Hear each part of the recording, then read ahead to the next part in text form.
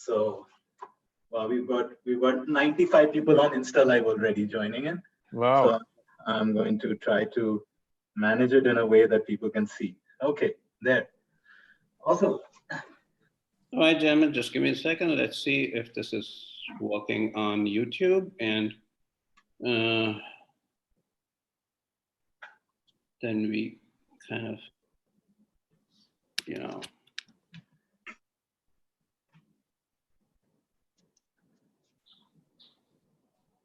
Is it? Yeah. Okay, perfect. It works on YouTube, and now we will just bring in the people now. So.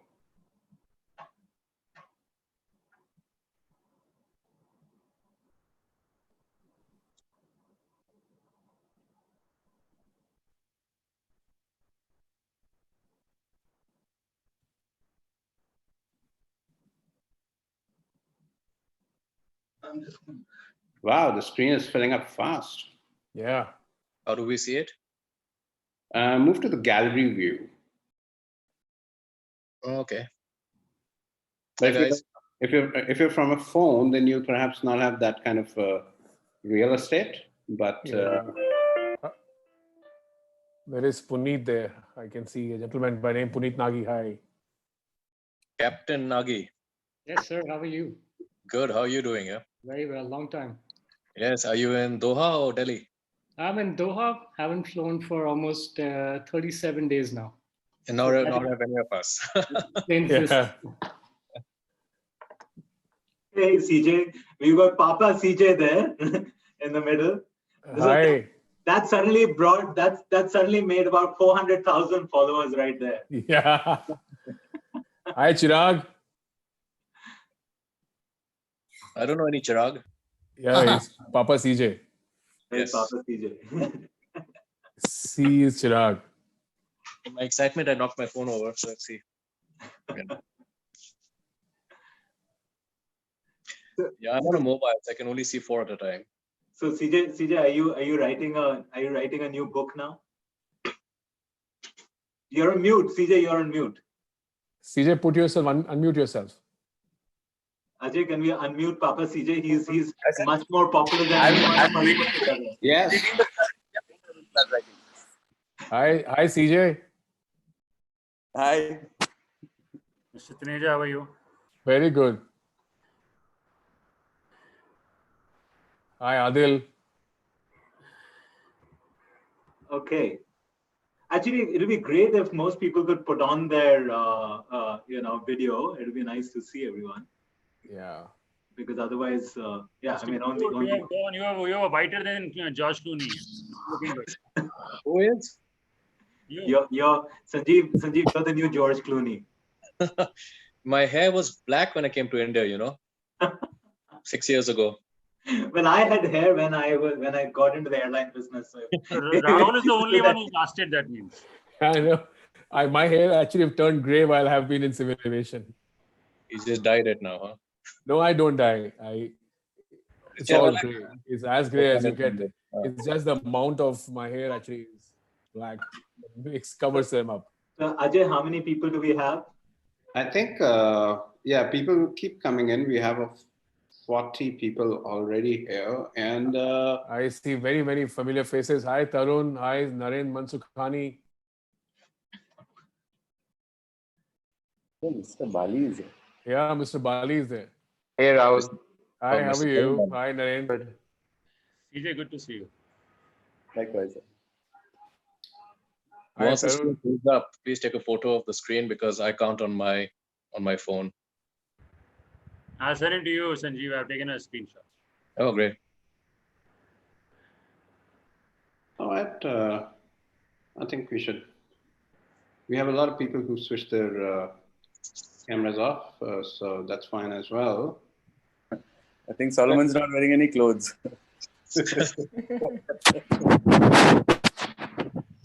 Solo. The camera's in the wrong place, apparently.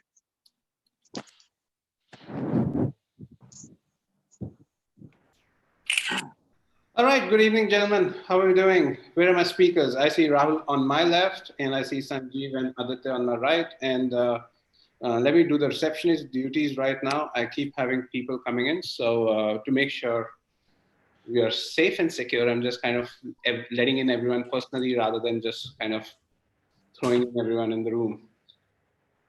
Gentlemen, how's Gurgaon treating you? I just heard all of you are in Gurgaon. How's the weather? Weather's outside.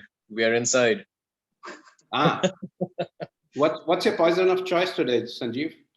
This is Campari with tonic because I'm out of beer, unfortunately. All right.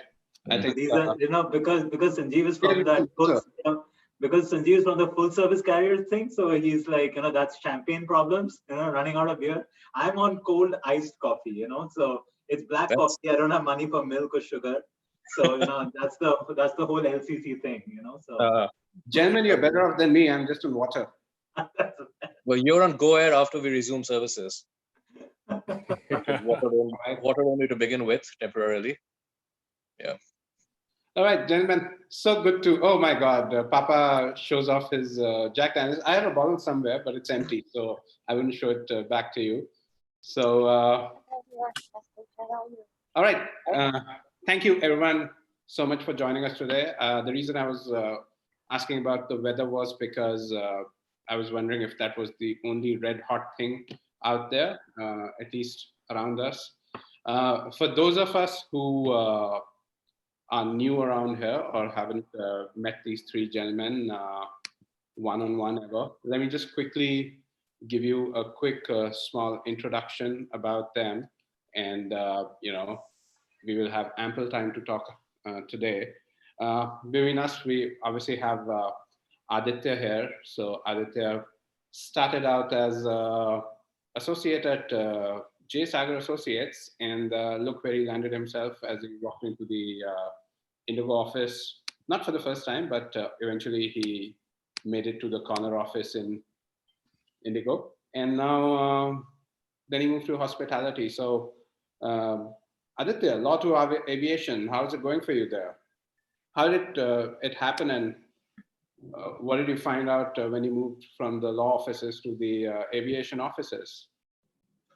Well, actually, I was always interested in how businesses run.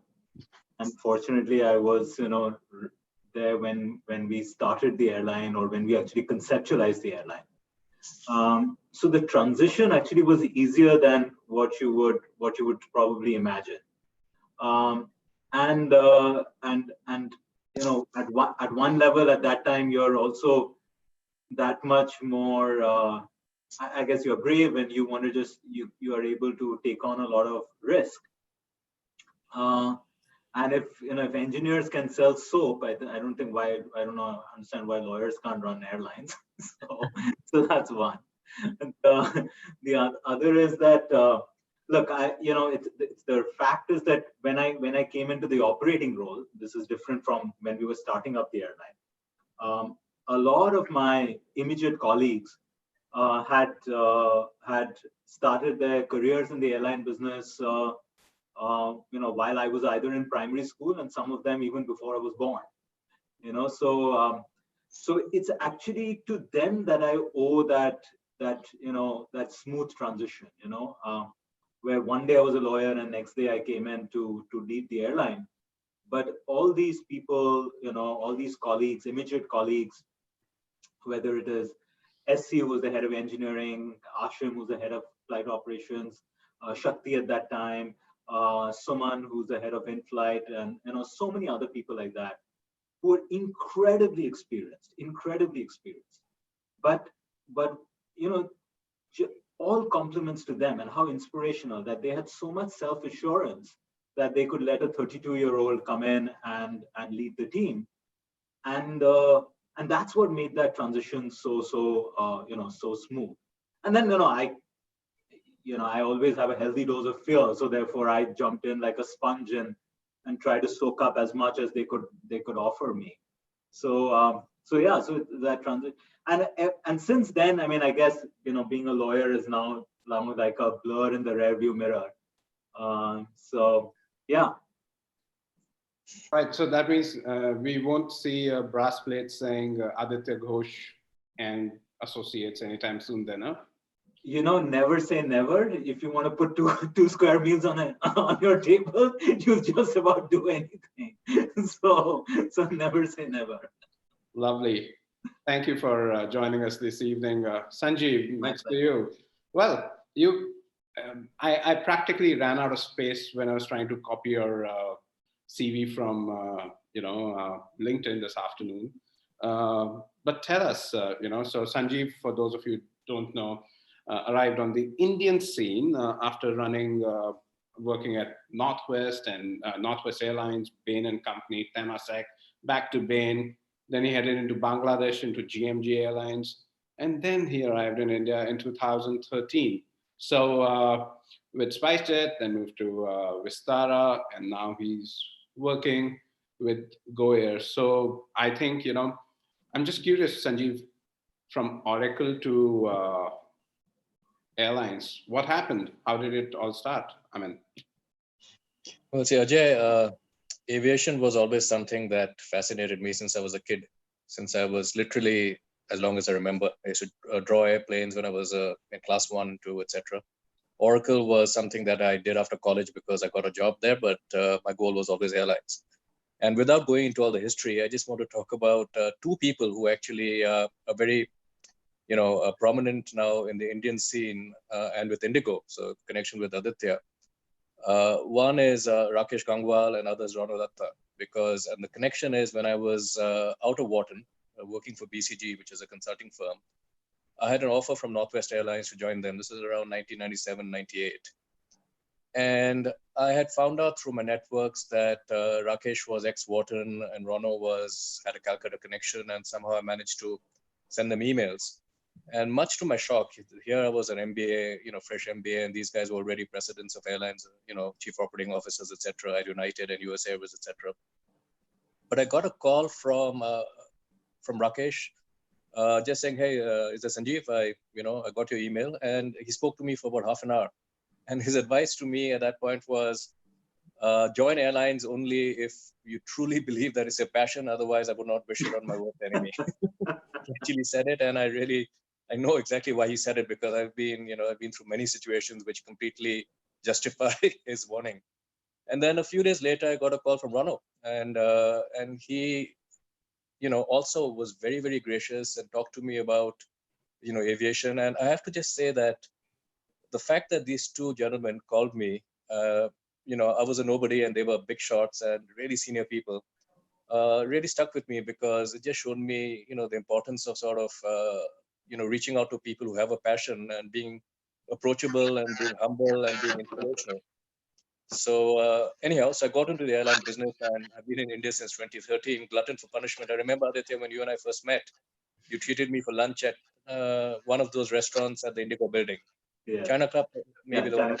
China Club, yeah. Yeah, and we were chatting, and you asked me, what it was like first few days or first few weeks back in India. And by that time, I had realized just how deep a hole SpiceJet was in terms of, cash, etc. And I said, I don't know what's with me, but I like to go from frying pan to frying pan. And and fortunately, with SpiceJet, we managed to drive quite a lot of changes, and it lived to see another day. And quite happy how they turned out. And then Vistara, of course, I won't bore you guys with those details. And now I am advising Go Air. But I think what unites the three of us here is that we've all had a passion for aviation. We may not have all been born into it, or may not all have realized we're going to get into this line. But I think all three of us have been pretty visible and pretty on the front lines, when we needed to be in our respective companies, and which is why I admire Aditya a lot. I admire Rahul a lot. I mean, I didn't know him that time, but I could see how he was one of the last men standing at Jet Airways. And I really admired, how he was just out there on the forefront. Also Vinay, who I'm working with now, gentleman, thorough professional. It's sad what happened with Jet, eventually. I mean, we won't go into all the details, but it was a great airline. And so now we're all here today to just talk about, life and, what keeps us going, and, how can we answer questions for you guys? Yeah, well, now that you mention it, Sanjeev, actually, it's just about 364 or 365 days with Jet Airways grounding, and it's very unfortunate. But I'm so happy to see. I made a lot of friends at Jet because before Vistara, I was a frequent flyer with Jet, and it was, I'm very happy to see most people found their way, and I think Rahul has had a path. I think I know, from other people that he made calls, I guess, to people in IndiGo, all over the airline business to try and make sure people got placed. So thanks, Sanjiv, for giving us the context. I think Rahul, again, you've been an older hand at the HR business. Just want to, so Rahul's been, he started with Mahindra and Mahindra, moved to JCB. I have a whole card just dedicated to him, Went to Cons India, HFCL, Dell, and SR, and he finally made it into the aviation business. Rahul, from running all sorts of HR practices, how did you land up in the aviation space? I think that's been a question I've been meaning to ask you for a long time, but the last time we met, the circumstances were not exactly the best. So maybe you can answer that for us today. Hey, thank you so much, Ajay, and thank you, Sanjiv, for inviting me to participate in this wonderful journey that I think, will embark for next 1 hour.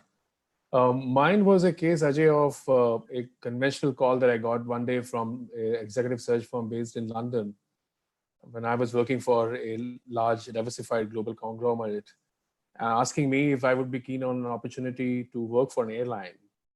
And in some days I got to know about it, that it actually is Jet Airways, and the Jet Platinum in me actually said that, hey, of course, why would I not want to be evaluated for an opportunity for one of the finest airlines that we all knew. So my journey into Jet Airways actually began as a classical executive search firm calling me up and evaluating me whether I would be a suitable entrant for a JV that was with Etihad. In fact, I was actually first met by the colleagues at Etihad. It was James Hogan and Ray Campbell who actually first met up with me before I had privilege of meeting up with Mr. Goel and his colleagues at Jet Airways. So I happenstance actually got an opportunity. I mean, it was a very outside-in kind of a view that I had of aviation sector. One knew only of the kind of services one experienced. The toil, the challenges, the excitement of aviation, only one comes to know when you actually deeply work in that enterprise.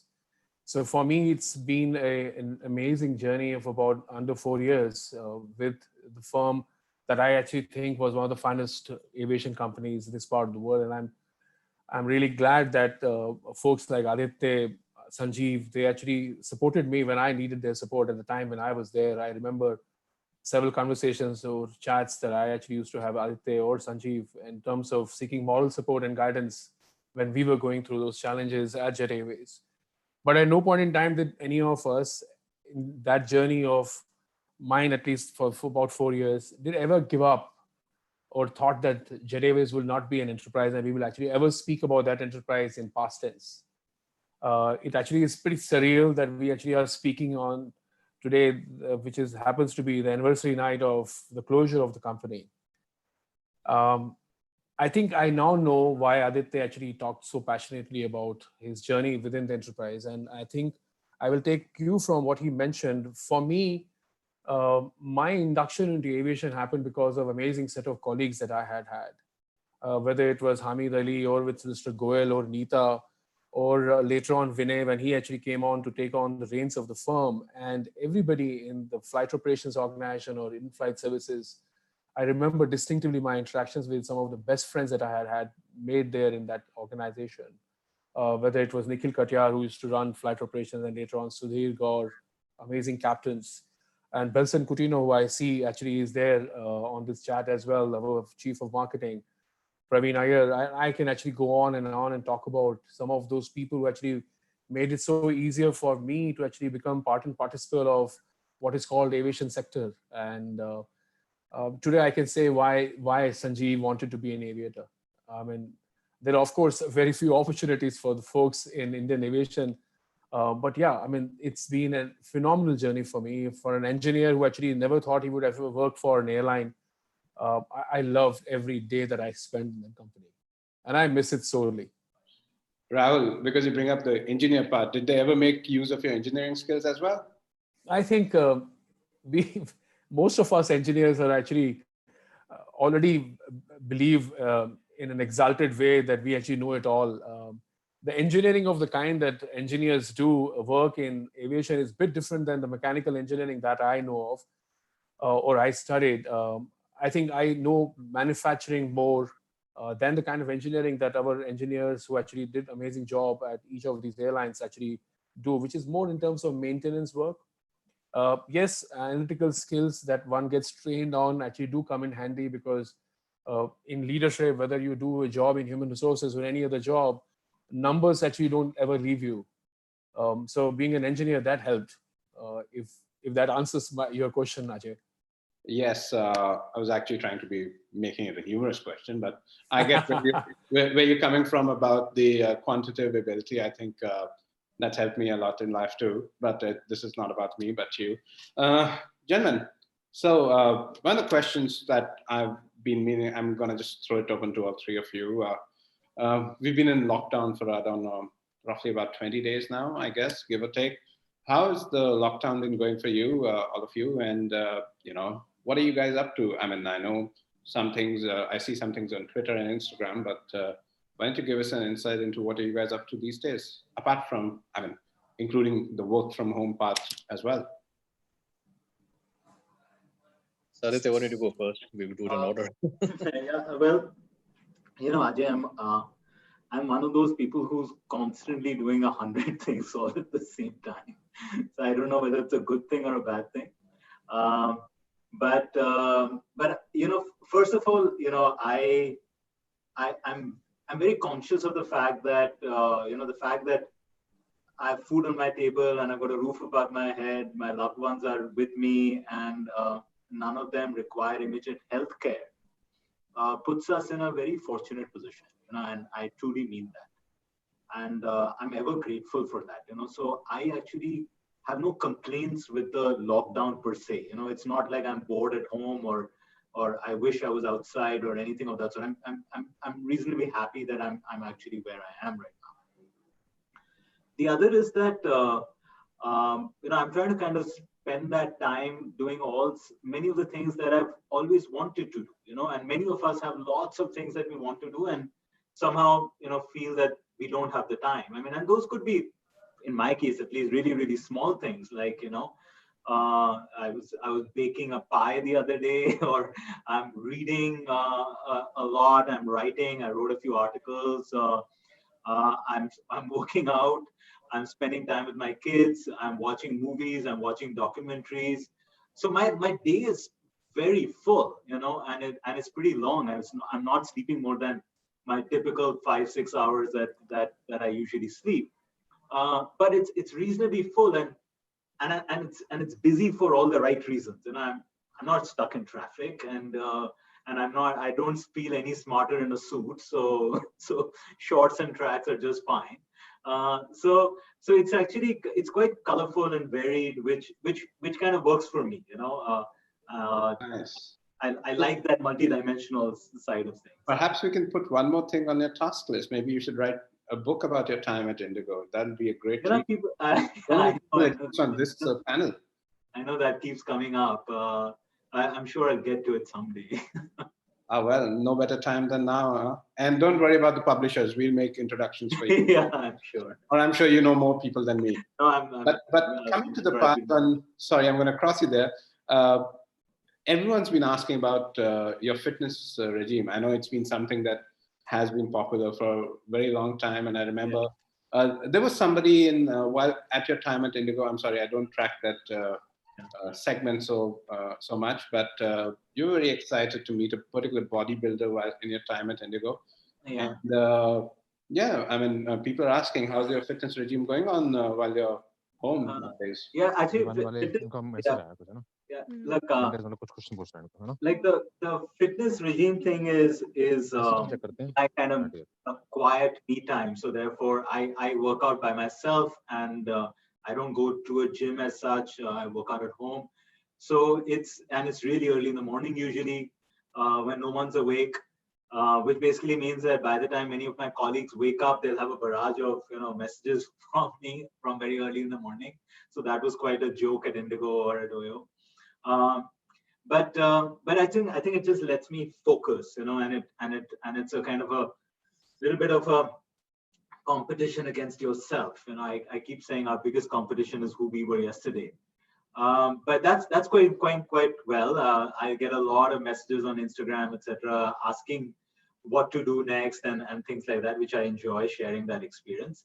Yeah, I think at IndiGo, I think it was Kai Green who had come, and then we had an event with him. There are ex-colleagues of mine like Rahul Taneja who are pretty serious fitness enthusiasts, and they have millions of followers on YouTube and things like that. So I think it's a little bit of a personal journey which became an extension and a bridge to connect with a lot of people. And also the fact that I'm able to stick with it and stay focused on it. I'm actually also trying to prove to myself that I'm not always a scatterbrain. I can focus on a few things pretty well. Well, one of the most received questions we got was obviously people are looking up to you for the fitness journey, especially during the lockdown. So do you have something for them in terms of tips they're asking from you for staying fit? And yeah. I'll add a second part to that, mental health part, because I guess people are going cuckoo right now. So anything you have to say about that? Yeah. So I guess that look, I'll sound arrogant and like an idiot if but I'm lucky to have a small gym at home. So not everybody has that, and most people don't have that. But that doesn't mean that you can't keep focus on what you're eating. You can't keep focus on how much you're resting, especially in the airline business, right? Whether you are working in the airports, whether you're an engineer, whether you're a pilot or a flight attendant, or for that matter, even in non-operating roles. You go through these extreme hours and you go through these crazy sleep patterns. And I have a lot of respect for those colleagues who do that every day. So this is the time to make sure that you're not falling off the charts. And this is the time to make sure you get enough rest and you get enough, you're watching what you're eating. You don't have to bake banana bread every day and eat it. And there are a whole bunch of little things that you can do at home and exercise at home. I'll be happy to post a few things on my Insta stories, which are just home workouts, that people can do. But there's really no excuse. If you want to really focus on yourself, this is a good time. I'll probably request CJ, Papa CJ, who's India's most famous comedian, writer, author, ex-business guy. Maybe if CJ is around, he can pipe in, because I know he feels very strongly about this. But the other piece is the mental health piece, right? We all struggle with it, all of us, including myself. I think we all struggle with it at some point of time. There's a lot of taboo attached to it. So one, you do not want to disclose that. The second thing is that you don't want to sound weak. Third is you don't know who to talk to. Fourth is you feel all alone yourself. Fifth is you don't know whether you're ready to take somebody's help or not ready to take somebody's help. You're always telling yourself, I'll fix it myself. And there is just not enough stress that I can give, but the only thing that I'd like to tell everybody is that, when you think about it, you're not alone. A lot of people go through it. That does not mean that I'm belittling the problem. I'm just saying there are enough people who will be able to share and resonate with what you're struggling with, as opposed to making fun of you. And I think it's better to reach out and ask for help when you need it than try to be a hero. So yeah, I think I'm glad you raised that point, Ajay. And especially in the airline world, it can become a very lonely life. It can become a very lonely role. You can have thousands of people on your Facebook, but when you're in a time of need, you don't know who to reach out to. Yeah.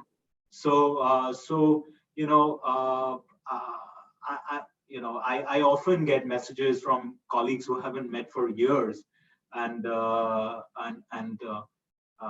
think we all need to acknowledge that more than anything else. I don't know if Rahul might have something deeper and more professionally oriented to say on this. I think Aditya, you actually said so well. Especially, I think kudos to the fraternity that we were part of. The kind of sacrifices that each of these people make, and the sleep patterns, the kind of locations that they actually work from, the travel time, and the kind of challenges on managing the expectations of the folks that you actually service, actually can take toll on you, physiologically and also physically. And to be able to actually have a regime of the kind that you talk about, which actually gets you a small me time, taking good care of yourself, whether it actually is at a hotel gym or maybe doing a walk, if you actually get a chance to actually go around your hotels, I think is the kind of thing that I think we have also advised our colleagues, and we have seen many of these folks. In fact, the pilot fraternity has been one of the most well-fit fraternity, and they actually really have taken pains to take care of themselves and also created a kind of environment of a culture within their fraternity to be able to see that, because fitness for them actually is the reason why they would be able to go on from flight to flight, flight to flight. And we all don't understand that, the kind of regulatory expectations are also pretty stringent. These people actually have to go through medical tests on a regular basis. So there is, of course, a vocation which actually requires you to be disciplined about your life, and then more importantly, your own self-belief and your own personal aspiration to do something better outside of your workspace actually gets them ticking. I think very well said, Aditya. I think we should hear out from Sanjeev as well. Yeah, Aditya, you want to say something? Ajay, if you don't mind, I'm going to add something, and I'm going to bring Sanjeev in on something, right? If you don't mind. Sure.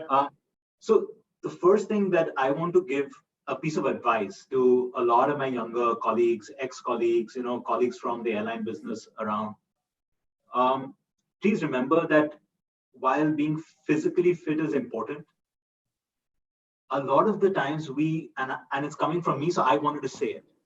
A lot of the times we look at role models which are there in pictures, and we start focusing on aesthetics as opposed to either real fitness or real health and being happy with who you are, right? So I think it's important to do both, and it's important to do both, and it's important to understand, and that's why I wanted to say it, that while aesthetics are important and how you look and this, that, and the other, and it makes you feel good, that is not the whole story. So that's one.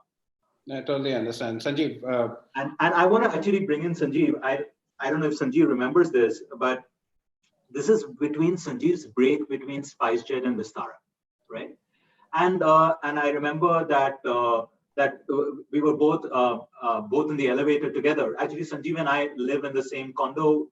Till recently, we used to live in the same building, a few floors from each other, and we met in the lift. And this was literally a few days after he left SpiceJet. And he was in his gym shorts and a t-shirt and things like that. And Sanjeev used to weigh more than what he's weighing today.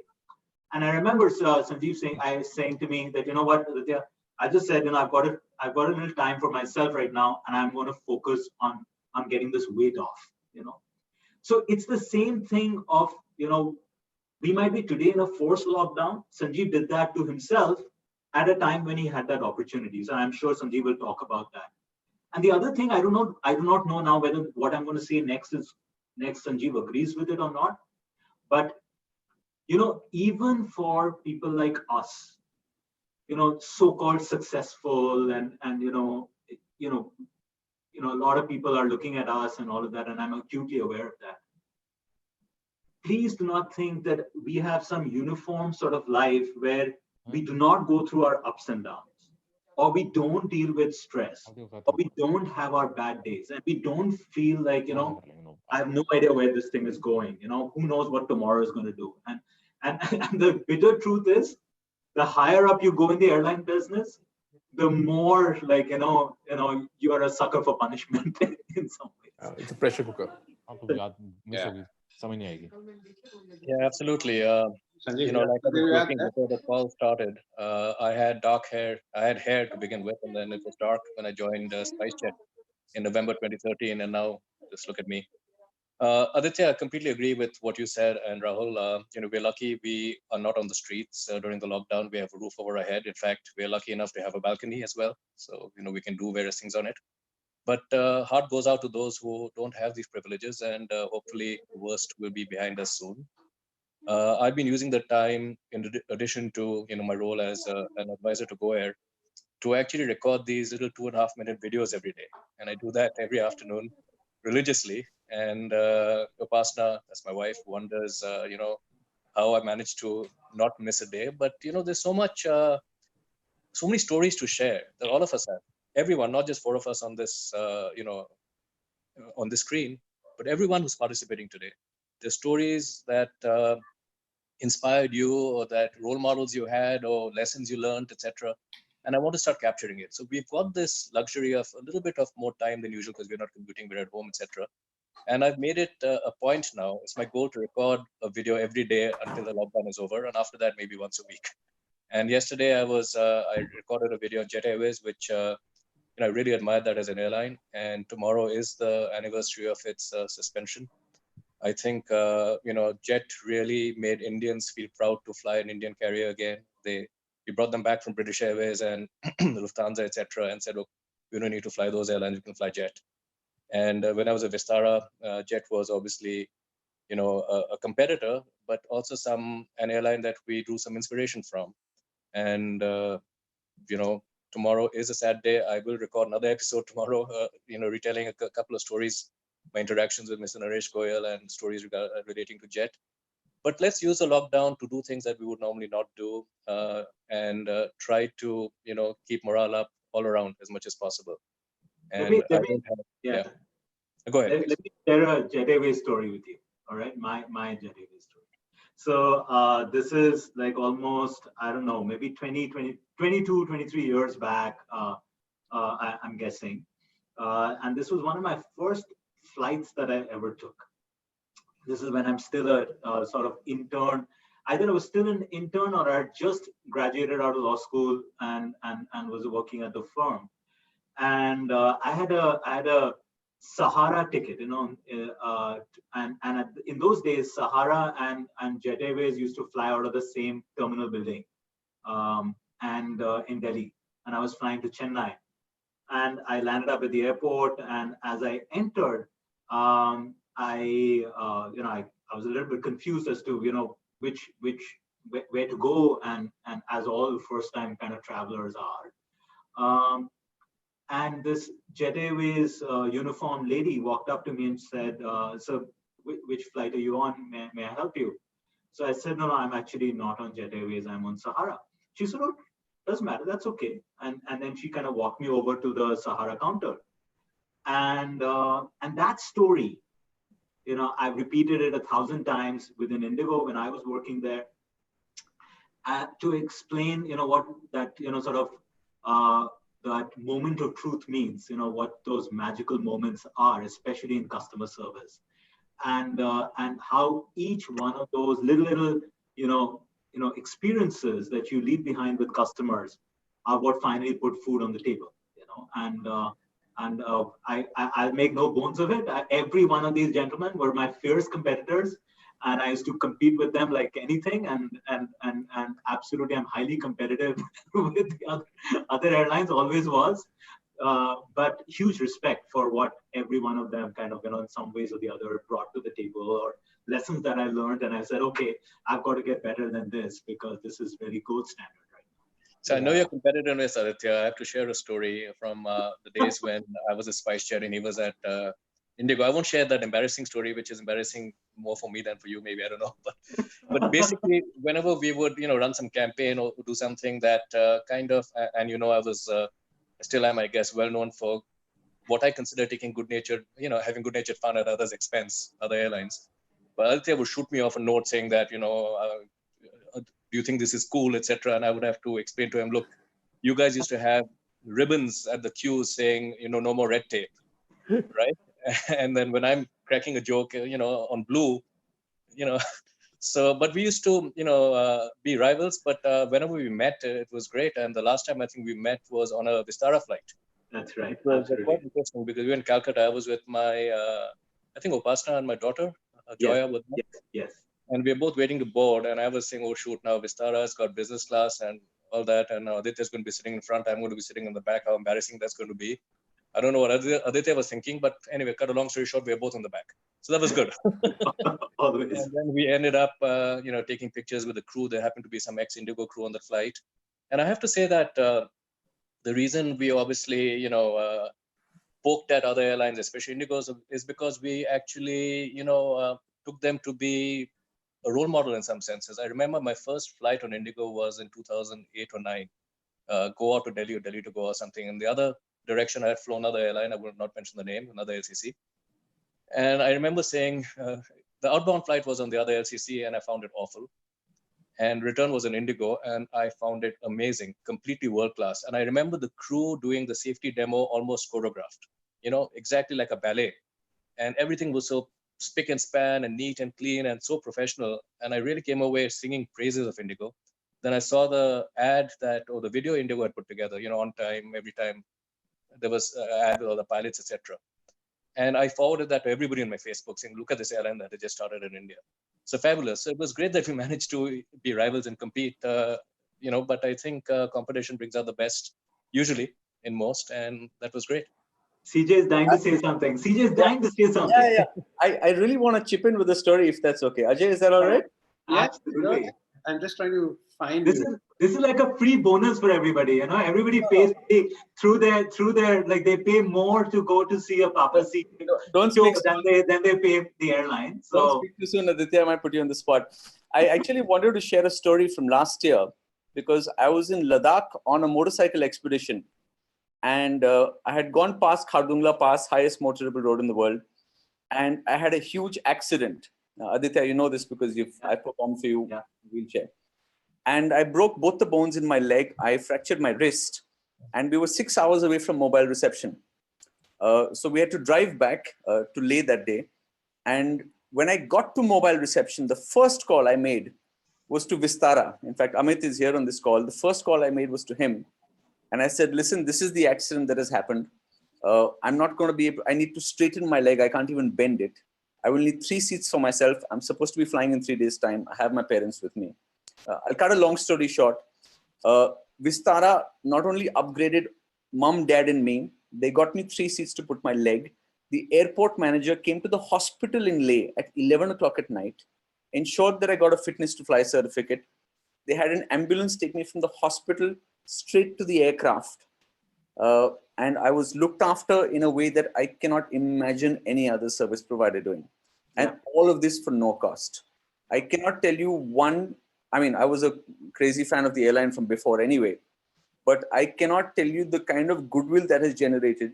And I tell this on story every single time I go on stage to do my new show. So Sanjiv is on the call here as well. I can't thank you guys enough. And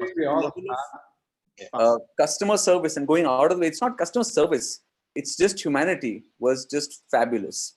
And Aditya, I'm going to put you on the spot because I want to ask you one question. And this is based on background information.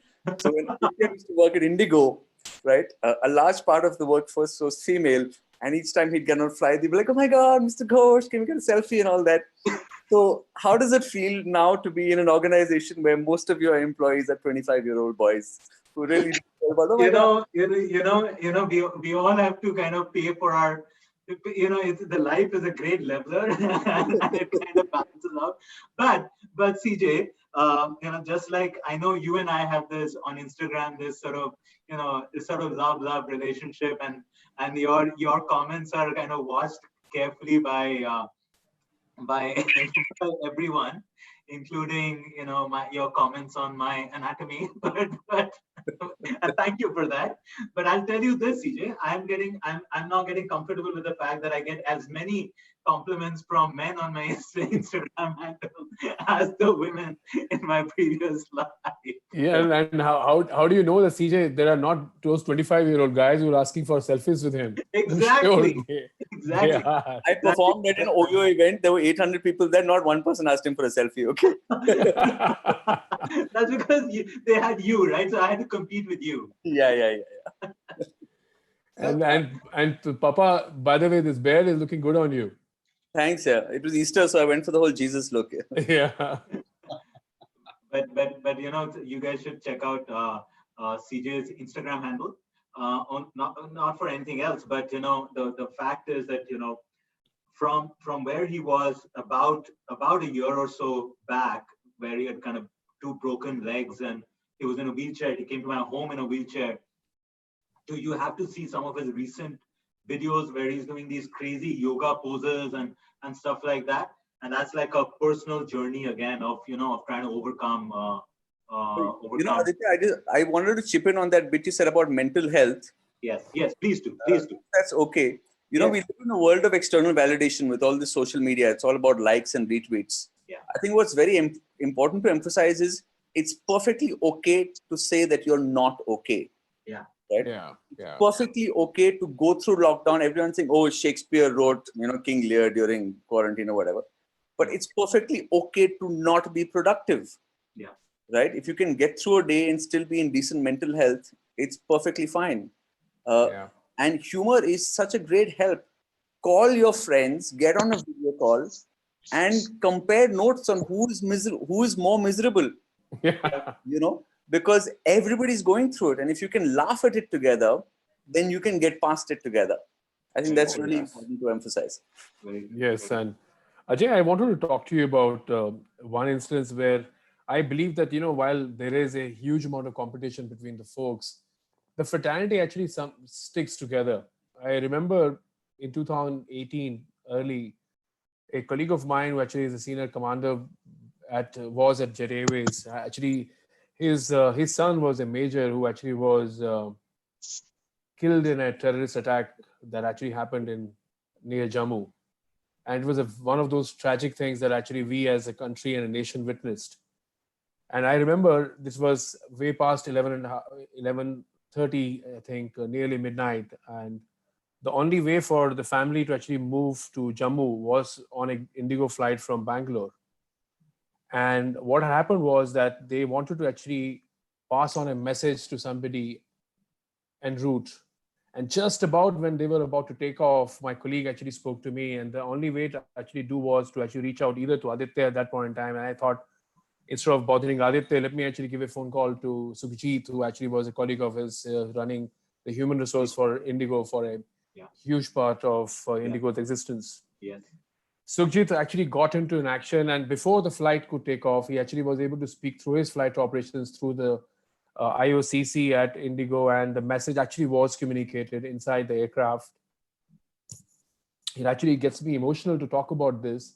The captain actually met up with the family because he knew that another commander from Jet Airways actually was in the flight. The whole aircraft actually was in a somber sort of mood from the staff point of view, because they knew that why was this family going.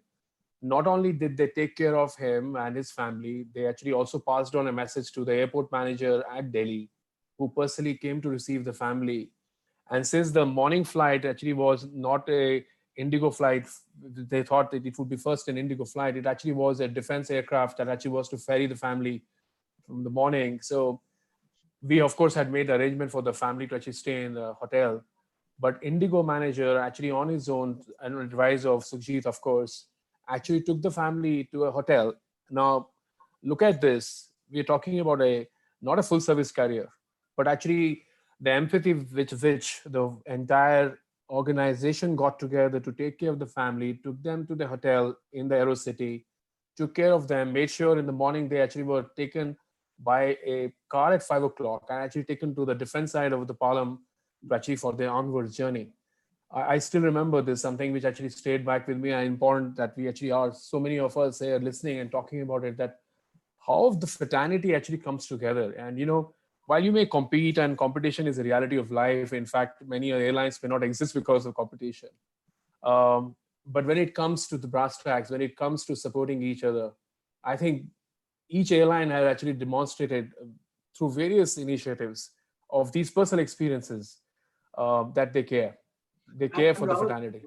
Thank you for saying that, Rahul. And I think, there are just so many instances like this, and you see it every day. You go on a flight, and there'll be a crew or a captain or an employee, an engineer or an employee of one airline traveling another airline, Yeah. It's the courtesy that host airline will show to a colleague from another.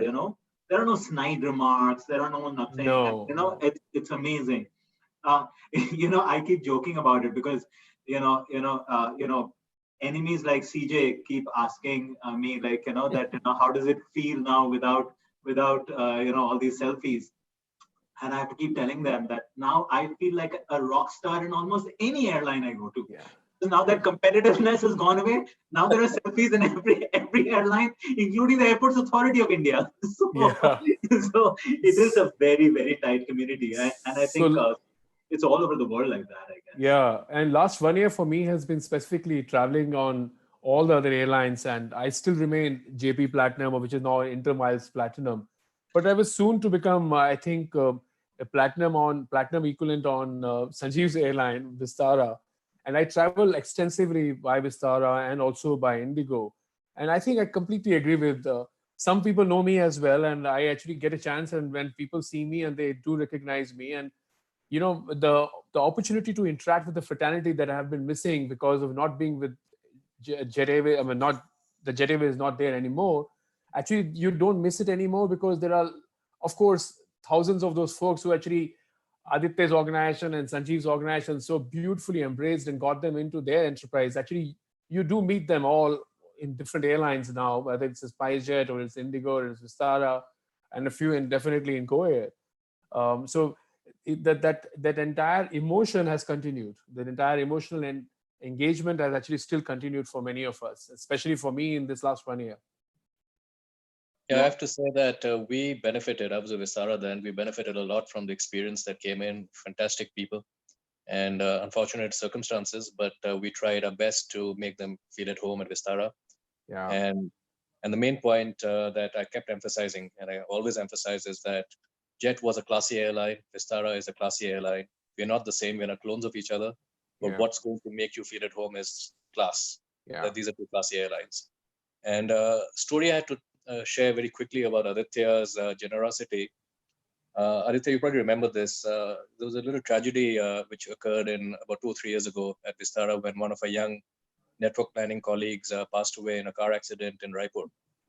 And so I wanted to go along with my team, the network planning team. There were about 12 or 13 of us, I think, who wanted to go to Raipur. Vistara didn't fly there back then. So, for his last rites and memoriam, etc. And I sent a note to Aditya saying that could IndiGo perhaps offer us just a sort of a group rate or something. And he responded within minutes saying that it's free. Confirmed seats, free. All 13 of you go there and come back. And I have to tell you, actually, I wasn't surprised because Aditya, was known to do those kind of things. But again, it just points to the fraternity we are, and we were competition, whatever might be, sniping at each other, at other times. But on the spot, instantly, no red tape. I mean, literally no red tape. No bureaucracy. No, we don't have an interline agreement with each other. We don't, none of this nonsense. We just said, get it. It'll be done, and it was done. So thanks again. The entire team appreciated that. And that's the kind of culture which I hope. October 2016. Wow, your memory is better than mine. But yes, it was around then. Right at the end of October 2016. Yeah. So that was great. That was great. Absolutely. Yes, between the four of you, between the three of you, I have traveled with all four of your airlines, and I had enough touch points to believe that all of you have been fabulous at what you have been doing. But I want to change the conversation. Five airlines between us. A little lighthearted, and because we have Aditya in the focus screen here right now, I'm going to be meaning to ask you this question. Tell us about that marketing. It's always been quirky at IndiGo. So whose thought process was that? One. And second, when they made the wigs, did you get one as well? Sorry, when? What is the next question? When they made the wigs. Yeah. Did I get one as well? Okay. So, on the marketing piece, right? So, first of all, we actually had a one-person marketing department at IndiGo, one person, which later we doubled in size and then became two. So it's a true story. We had a two people marketing team at IndiGo, but we had a great advertising agency called A, which became White and Kennedy. So a lot of it we owe to that. But But frankly, all of us were like that, so, and I grew up in an all boys school in Delhi. So, it just, it just comes naturally. It's in your DNA. So therefore, there's a lot of that quirkiness and things like that. A lot of the writings would be something that I would come up with, or sometimes Rahul would come up with. And then we would, we would play around with this thing, which is why when I travel, quite some time back, and I traveled Vistara and I heard the music, and I messaged Sanjeev, and I'm like, this sounds like your playlist. He said, yeah, it is my playlist because we listen to the same kind of music and things like that.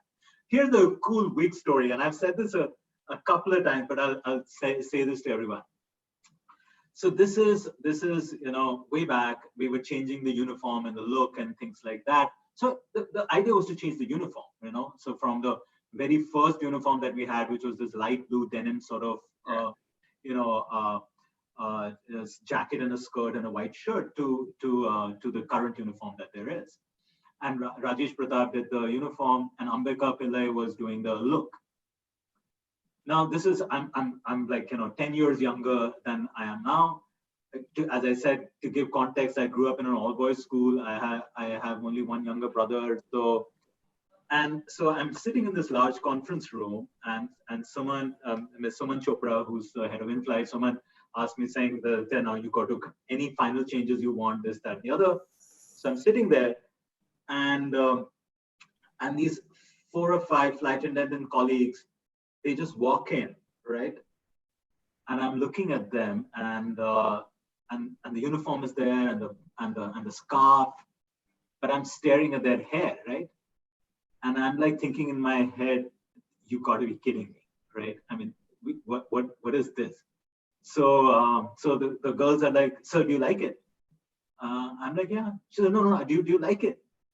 I said, I like it, but like, what the hell? I mean, ladies, there is no way that I am going to tell, in those days, 3,500 flight attendants to get a certain kind of haircut. She's like, no, but do you like the look? I said, yeah, I like it, but this is, impractical. We are not going to tell people to get a certain kind of haircut. And she's like, no, it's a wig. It's a wig. I'm like, it's a wig, really? Like, I mean, isn't it uncomfortable and this and the other? And they're like, no. Then we don't have to do the hair, and we don't have to put hairspray and this, that, and the other, and it's so much quicker, faster.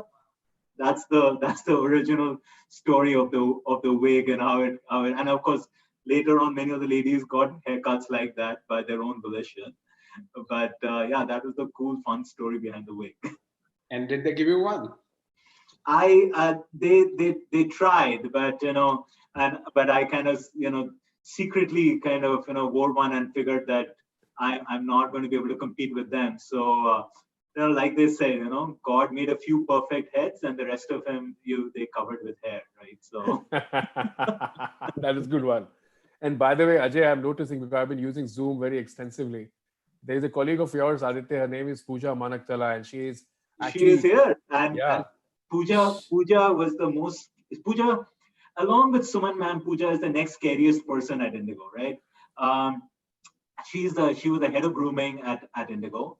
And like all the flight attendants had a lot of respect for me, but they were scared. They were literally scared of Pooja and Suman, but even more than Suman, I think Pooja. So that whole thing that you see, that uniformity and that last bit, that's all Pooja. And yeah, Pooja's there.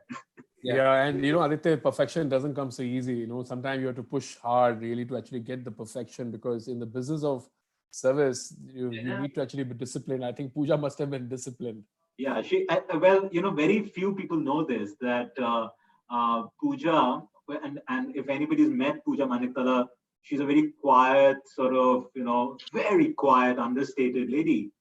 But very few people know this. Pooja was the general secretary of the Delhi University Students Association, Students Union, when she was in college. So, you're actually unmute right now, so feel free to, Wow. Pooja, you want to say anything? And if you want, it's nostalgic, it's like, I mean, the amount of love that you've given me, the amount of respect that you've given me. And those were the beautiful days of my life. I think we both should go back to IndiGo. I mean, like, we've met enough. That is going to be the headline now. I think it's time for us to go back. I know it's like going back to memory lane, you know. I mean, it's beautiful, you know. Thank you for all that you did, Pooja. You made me look good. Yeah. So thank you, Mr. Ghosh. You know. Well, Sanjiv, I want to come to you now. There's a couple of questions people sent in. So don't kill the messenger, okay? First one, people asked is, so you had the benefit of working in the US and other parts of the world before you came back to India. A question that I got asked 3 times was, how different was the management style in the US, as compared to kind of working in an Indian carrier? You want to tell us something about that? So I have to say that I was at Northwest Airlines in the US for 6 years, and I was a post-MBA track, so I worked in different departments, starting in corporate planning, financial planning, etc. I have to say that the kind of analytical rigor one sees, at least what I saw at Northwest, the kind of cost-benefit analysis, ROI analysis, business case, the way you have to defend it, the standardization of presentations that you have to, have all the facts and the IRR and everything, the cost focus, and just how numbers driven that airline was I've not seen that in India. I know airlines, I'm sure IndiGo is different, but when I came to India, one of my biggest surprises, and this is across SpiceJet and even the early days of Vistara, was that we didn't have quite as much data, and we didn't do quite as much rigorous number crunching across the board. I mean, when you're buying an airplane, everybody does number crunching, but at Northwest, you would do number crunching even if you wanted to replace Coke with orange juice or something, or take one extra can of Coke per passenger on the flight. You would have to put together a business case for that. Whereas in India, I saw there were things a lot more sort of seat of pants kind of decision making for some of the smaller things, and even for the bigger stuff. I did not see the kind of standardization of presentation, of analysis, of telling a story to the board or to senior management, that look, this is the objective of this session today, and these are the context and the background, the structured manner in which you lay something out, you lay your case out. It was missing. And in fact, at both SpiceJet and Vistara, I had my previous employer, Bain & Company, come in and, as a courtesy, pro bono, conduct classes on how to tell stories or how to make a presentation to a senior management audience, and how to not sort of get lost in the details, and how to make sure you have the right details, how to make sure that you are MISI. MISI is a very important concept. Those who work with me know I keep using this. MISI means mutually exclusive, collectively exhaustive, which means the story you're telling is like a jigsaw puzzle. You should not have extra pieces. You should not have missing pieces. You should not be repeating, but you should be telling the story completely as efficiently as possible. And the one advice I give to my own kids who don't listen to me, but hopefully they're listening to this now, is that the discipline one gets in how to tell structured stories and how to think in a structured manner, in a logical manner, actually comes best if you learn computer programming. Because if you know how to write an algorithm and you can program it on a computer, and the compiler compiles without an error, it means that your program is logically structured. It is very unforgiving. If there's any error in your logic, the program will go into the infinite loop, will crash out or whatever. So my suggestion to all youngsters is you must take a course in software engineering in programming, so that it teaches you structured thinking. You must take a course in logic. Logic is it's a course using symbols. You must take a course in logic to teach you structured programming. So that's the kind of background I got from the US, really.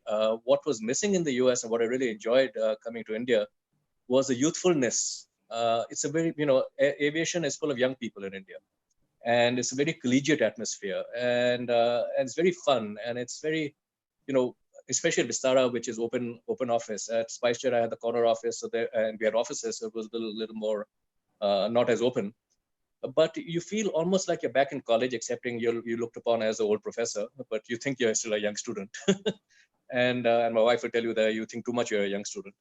But the very young collegial atmosphere, the fact that decision making is relatively quick, partly because we did maybe less number crunching, the fact that you actually had more ability to sort of challenge the status quo and do things differently. At Northwest, I think changing the hairstyle or changing something or the other would take a lot of approvals. At SpiceJet and Vistara, we could just do it like that. right? So you're young, you can be fast moving, you can experiment more, you can just have more fun essentially. So I think, there's a lot one learn from there, but the collegial fun, spontaneity which existed in India, is something that is great. And, you could see examples of that, when we had the crew dance at Holi and all kinds of things. I didn't realize that time just how lacking a sense of humor India was, because I was raked through the coals for that. But, and I'm referring to that Holi dance in 2014. But basically, some aspects of fun are brought in from the West. Some aspects of the youthful exuberance existed here, and the combination of the two was fantastic.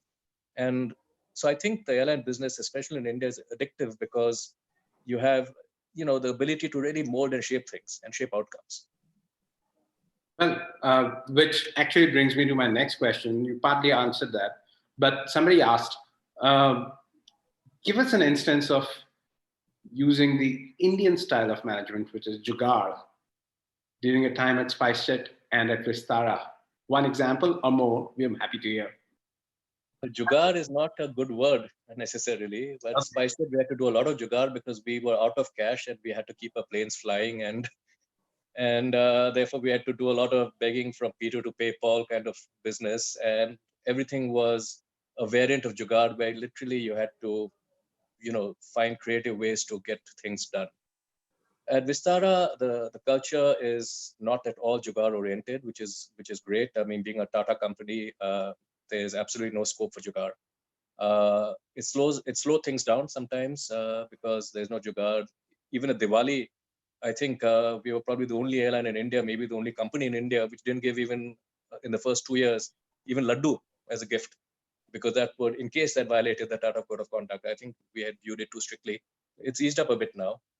But, Jugaad is just making things happen, and we would find ways to make things happen without having to go down the path of Jugaad. But at SpiceJet, there was a lot of Jugaad. I mean, stories, I would write a book one day, but I can't say it today, right now, some of the Jugaad we had to do. Yeah. And this is something, so I've had the pleasure of interacting with you off and on various things. And I think you would agree that you have a certain structure to your thought process, and you like things done a certain way, right? So somebody put this idea in my head, and I'm not going to say who, but how was it working with Deepika Padukone, and how was it to get her to do things your way rather than the other way around? No, I tell you that, frankly, she was the ideal brand ambassador for us, because we wanted somebody who would represent what we wanted Vistara to be perceived as, which is classy, yet approachable, accomplished parents, yet successful in her own right, warm and friendly. And I can tell you, the first time I met Deepika, when she came for the first shoot, she was so charming, I was completely swept off my feet. And her dimples, I mean, you can't, she has everybody around her little finger. But when I met her first, and I went to thank her for sort of agreeing to be a brand ambassador, before I could thank her, she said, you know what, I always wanted to be Vistara's brand ambassador, and I was hoping that Vistara would somehow connect with my management team, because it's the kind of brand that I think, represents me and my values. And that's exactly what we had thought. So I think that worked really well. We had her as a brand ambassador for 2 years. She was the most charming person and really professional. We did not continue primarily because Vistara was becoming international, and we wanted the airline to sort of be recognized internationally on its own feet.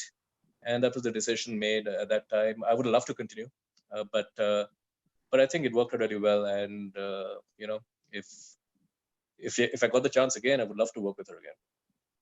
And there were no clashes of working styles between the both of you? Well, it's not that we were equals by any means. She was a star, and I was the guy, like a starstruck person on the sidelines watching. But no, I think she was very sweet. In fact, when her managers would say, okay, only 3 shots of this scene or in this costume, and I would go there and try to use my dimples and say, do you mind just doing a 4th? And the manager would try to come and stop me, and she would pick up and say, no, it's okay, I'll do the 4th, etc. So she was very cooperative and very sweet. All right, lovely. So, Rahul, let's come to you. And this is, well, I want to start on a lighter note, okay? So first thing, when you're going to want to start your own airline, who are you going to, between these two gentlemen, who are you going to call to be the CEO? Is it Aditya or Sanjiv? I mean, you can call both, but who's going to get the first call? You are actually going to put me in the spot by actually choosing amongst the two best of the guys. I think I can have one guy as a chairman and another as a CEO. But who gets the first call? Come on, don't put him on the spot. See, no, I tell you, I think he's asking me a question because I'm a human resource guy. Yeah. Yeah. Yeah, I think Sanjeev, both you and I should send in the resume for. I think so. So first is I'm really glad that actually even for 5 minutes you're making me realize that I'm actually putting together an airline. So it actually in itself is a wonderful thought. But I think clearly if you look at both the people, and I've actually done amazing reading about both of them, and I had not too many opportunities to interact. I met Sanjeev other day. We actually went out for lunch.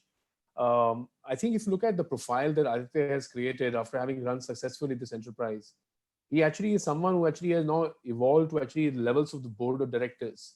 He is someone who actually is one of the youngest, possibly youngest chairmen of the company that you could ever imagine to have. Maybe as an executive chairman, and Sanjeev could be a chief executive officer. And why not? We actually have quite a great number of people who actually are these days available in the country. In fact, these two gentlemen, along with the Vinay, are the first set of Indian folks who actually are today the globally known leaders who actually have really created a name for themselves by actually creating wonderful products and wonderful companies in India. Rono Datta. Let's start an airline. Yeah, it's not a bad idea. Yeah. I think provided everybody realizes that this is actually not a business for faint-hearted. And I think we clearly are not faint-hearted, having actually spent a reasonable number of years in the aviation space. There was a question that was posed to me by Mr. Goel. This was early. This was just before I had joined the firm. And I remember I was with my son in London during those last 15 days before I came on board in February of 2016. And he asked me that if we have to ever find a chief executive officer of the company, who the Indians could be, who the Indians actually we could look at. And I remember clearly in that long list that I had put together were some of the very interesting names from FMCG companies that I happen to know of. Two names that actually I had in that list was Aditya and Sanjeev.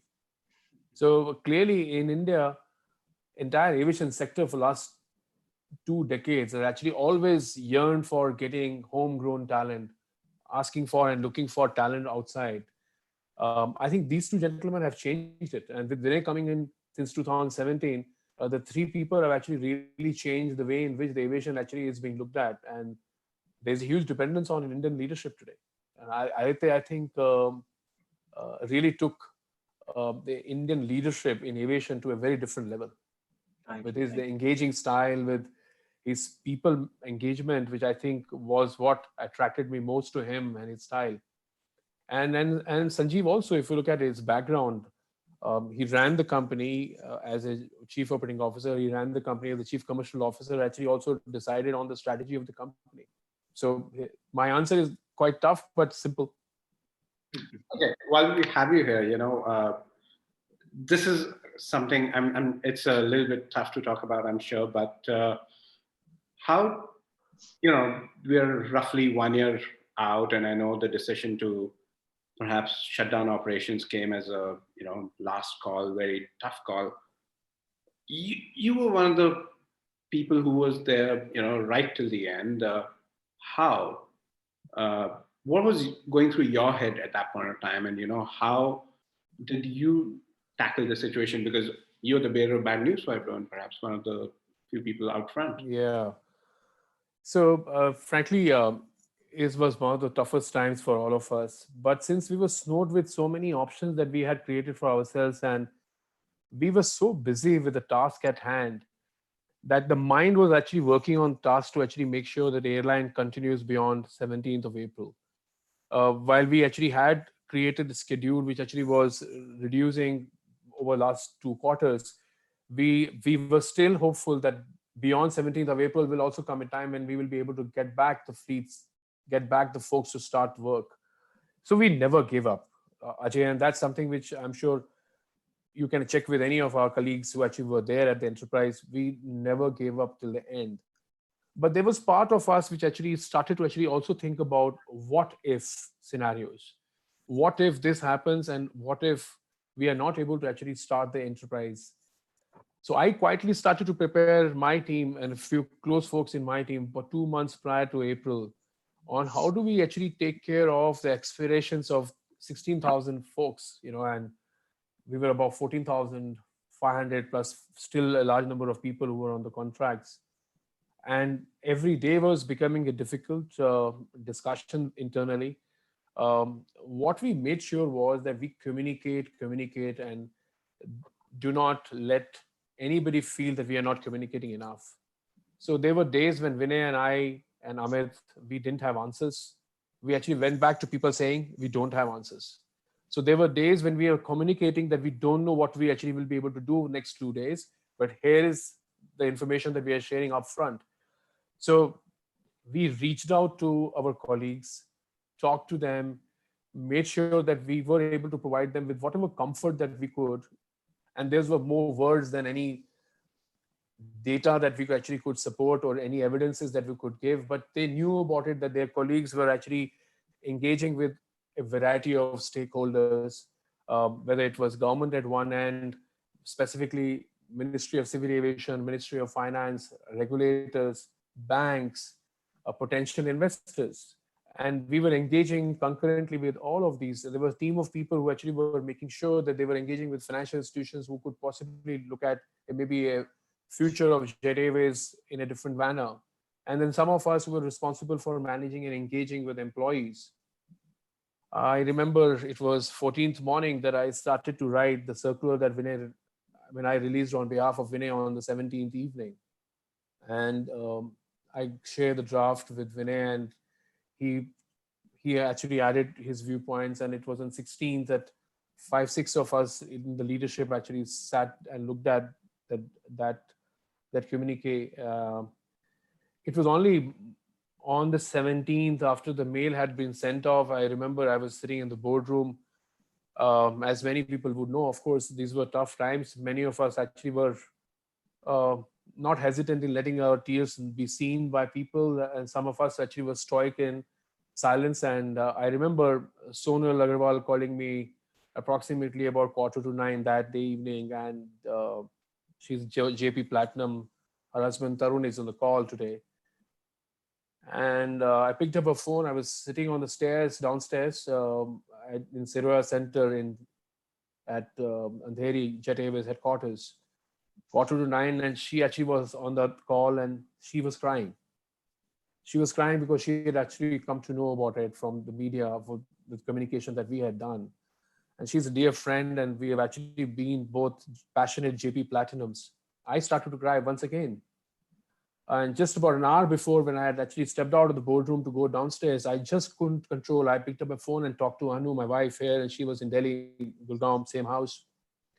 And I was inconsolable for a few minutes. She was the one who actually told me, buck yourself up, and it's okay. These are some of the realities of life that we have to all deal with. So, Ajay, those days were very tough. Those days were very different than what I had anticipated, or any of us at Jet Airways at any time thought about it. So, I mean, it was gut wrenching. And I've never, I cannot imagine what Rahul was going through. But in any of these things, what we must not forget is that it's the leadership is usually caught between a rock and a hard place, and it becomes an extremely lonely role, because you know that whatever you're going to do, and you're making these crazy number of hard choices, for circumstances which are now beyond your control, and whatever you do, people will not be happy.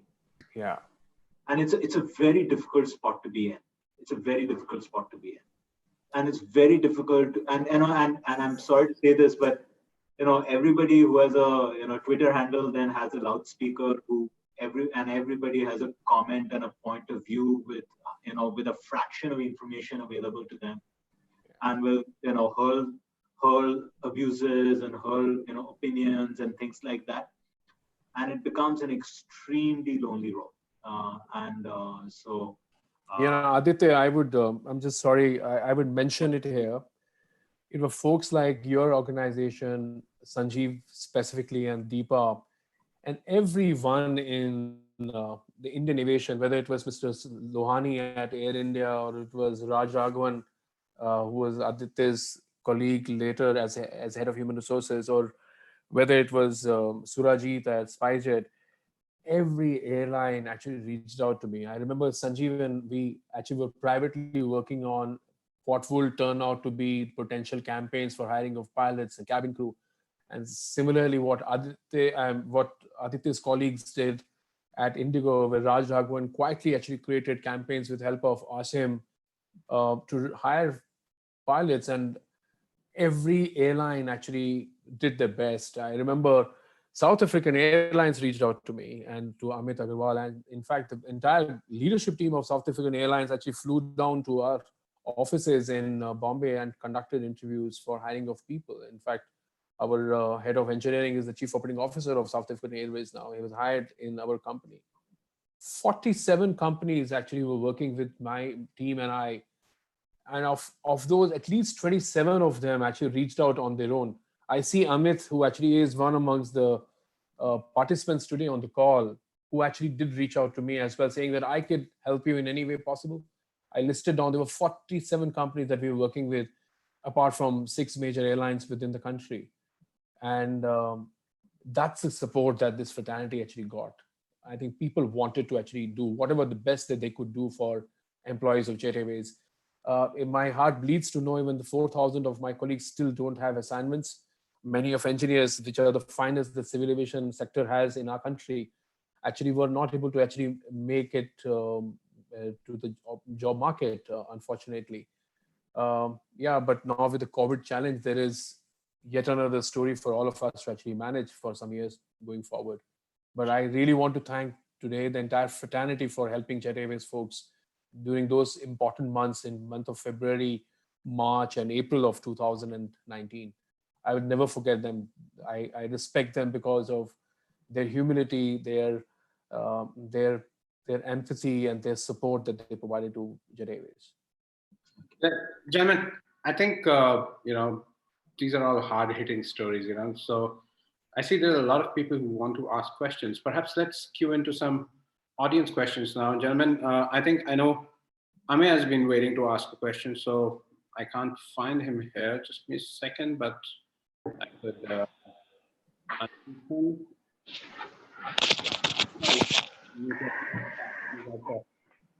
Yeah, I can go ahead, Ajay. You can keep finding me. My hand is tired. It was raised for a long time.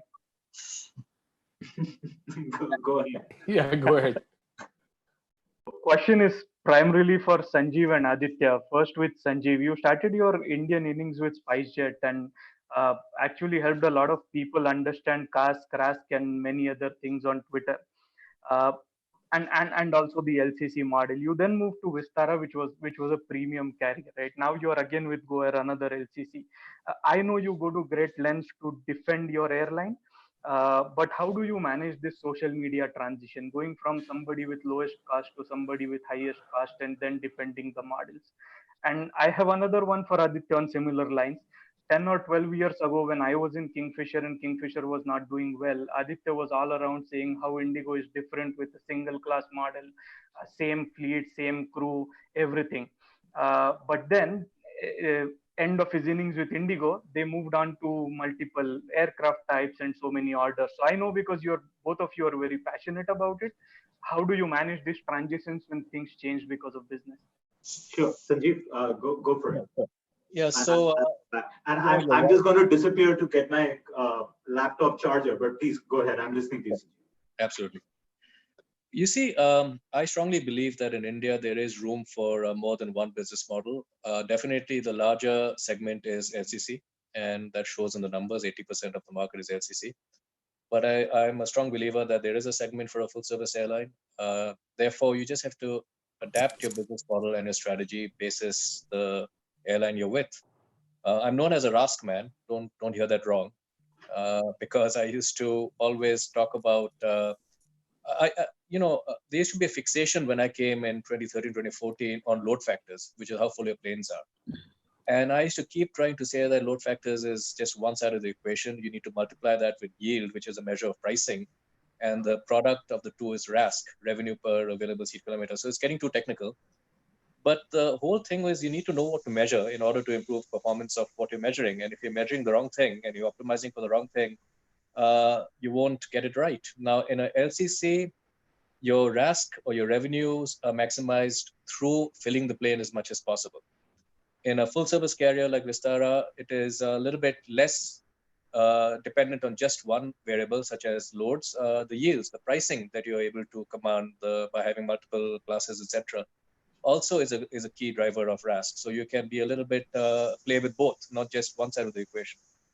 And switching from one to the other and back to one, I mean, I was an aviation consultant where we worked with airlines from of all backgrounds, of all types. So I think if you're an aviation professional, you can adapt to whatever business model you happen to be involved with, and make it work better. I do not believe, I know I'm in the minority, but I do not believe that India is only an LCC market, but I do agree that it is predominantly an LCC market. So Aditya, over to you. Yeah. Look, I've always been a firm believer in the low cost model as being the one which will do better and survive, not for anything else, but especially for emerging markets like India and for many other markets. It allows you to have a very, very sharp cost structure, and that then allows you to be able to offer lower fares and therefore build the scale that you're able to build. Now, to the question that you were asking me, Amir, that the seeming sort of shift in strategy between being a single type of aircraft to when we brought in the turboprops, it's actually the answer is a little bit more layered than that. First of all, within the same aircraft, there were no two classes. So that's one. The second is that even when the turboprop operations came in, that was set up as a separate ecosystem altogether within the airline. So some of the things at the back were similar, but how the network planning of that aircraft fleet would happen, what the pilot contracts were, what the flight attendant contracts were, and so on and so forth, what the service procedures were, was different. So it had its own ecosystem with its own cost structure, with its own RASK, as Sanjiv was pointing out, and its own way of looking at profitability, etc. So therefore, while seemingly you did take on complexity, but the return of it was exponentially higher. So that's how you kind of solve for the seeming complexity at one stage. So kind of think about it like the kitchen remains the same at the back, but the shop windows change. But I am still I think in most cases that single class does work. But of course, that doesn't mean that you cannot do multiple classes, but it's reasonably much more complex to manage that cost. Amit Prabhu, yeah. Yes. Thanks, Ajay. Hi, gentlemen. I'm saying gentlemen because I see this entire call has largely men on it as well. I just saw one woman, Pooja, earlier. My question is to either Sanjiv or Aditya, who worked in aviation for a long time. Why is it that while we see a lot of crew who are women, we see pilots who are women, why is it that top leadership, which is CEO, COOs, don't have women in Indian and even global aviation? Is there a reason for that, or there's just no reason and it just happened that way? No, so my question let me answer that. Let me take that on. Sure. There is a reason for that. The reason for that is that for the longest time, and I'm very passionate about this subject. The reason for that is for the longest time, because there were more men coming in, right? As we say, the top of the funnel was highly male dominated. over a period of time, the leadership would, automatically become more male dominated. But that started changing about 15 odd years ago, and some of that glass ceiling started getting shattered or broken. Now, let me talk in IndiGo in itself. When I first took on the operating role, there were about 18% of our total employee strength was women. By the time I left, it was 44%, and I think now it is even higher. IndiGo also has the highest percentage of women pilots in the world. I think it has the highest percentage of women airport managers too, and so on and so forth. Even in the non-flight attendant, non-crew sort of category, at least I do not know the latest numbers, but when I was last there, about 33% of all managers and above were women. And most importantly, a lot of the key, at least a third of the key functions were all headed by women. So operations control center headed by a woman. The person who took launched the turboprop operations was Sunita, headed by a woman. In-flight services headed by a woman, Suman. The Learning Academy headed by a woman, Sumi. The administration was headed by a woman, Shalini. The second in command in HR, Manika, woman. Of course, many of the fleet captains and so on and so forth. But having said that, this is a long journey, and I keep saying this over and over again. This can only change when this is going to be an absolutely front and center agenda, and it's not going to happen just by the by. We will have to do something, consciously. So, for example, Rahul is here, and he mentioned Sonal, for instance. Sonal's brother Shiv is a very, very close friend of mine. At least in when I'm recruiting, I don't have a preference for women, but I have a bias against not having women. So that basically means I just say, when you are showing me candidates at the top of the funnel, give me an equal number, and then let's the best person get the job. So that's a very simple way to ensure that inherent bias is something you're fighting against. And then, of course, there are certain things that you have to do, both for men and women, by the way, because I don't think both genders are equal, but they have different needs. So I'll give you an example. For instance, when we first started hiring, or we first started kind of really focusing on having more women in engineering, we had a very successful campaign. But then I soon realized that we had a lot of women in engineering planning, but not in line maintenance. And the women, even if you could hire them in line maintenance, they would disappear after a while. And our main maintenance hangar was in Delhi. So I was really struggling with this, and I spoke to HR, spoke to engineering, and it seemed like, on paper, everything is going well, but everything is we are doing it right. So I don't know why these women are disappearing. So now I go down to the hangar and I said, I want to go and talk to these youngsters who are joining line maintenance as to what is going on. And here is something very interesting I found. So all of you, are aviation geeks, so you're familiar with Delhi Airport. Our hangar was what was the old Sahara hangar, so closer to T3. But it has a curbside access, as you know.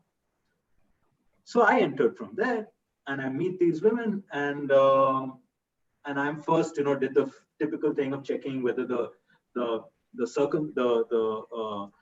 facilities are okay, women's toilets, all of those things that we hear of. But here is what I actually found out. There is no woman CISF security at that point. So all the women line maintenance engineers have to enter the airport terminus or airport premises from next to 1D. So there they get frisked, they come in, then they get into the slow moving, speed governed vehicle, go all the way around the runway and come there. By the time they reach their workplace, it is 45 minutes. Yeah. In the evening, they again have to do the same thing on the way back. So if you're a woman, you've actually spent 1.5 hours more at work, right? Without, just because you're the wrong gender. And then, obviously we took it up and then we put a CISF security person there, and then we had more line maintenance engineers who were women. At one point of time, I said, we should have more women cab drivers. This was years ago. And we struggled and struggled and struggled. And you know why? Because in those days, informally, the Haryana Road Transport Corporation would not give commercial driver's licenses to women. So they couldn't drive the cabs. So the point I'm trying to make is, this is a battle that we will have to fight for many, many, many years. Not only because that's the right thing to do, but also for business. Half the world's population is women. That should be half the world's workforce, serving half the world's customers. So I think this is a very, very complex situation, and I'm glad that you mentioned it, and I'm glad that I got the opportunity to make the point.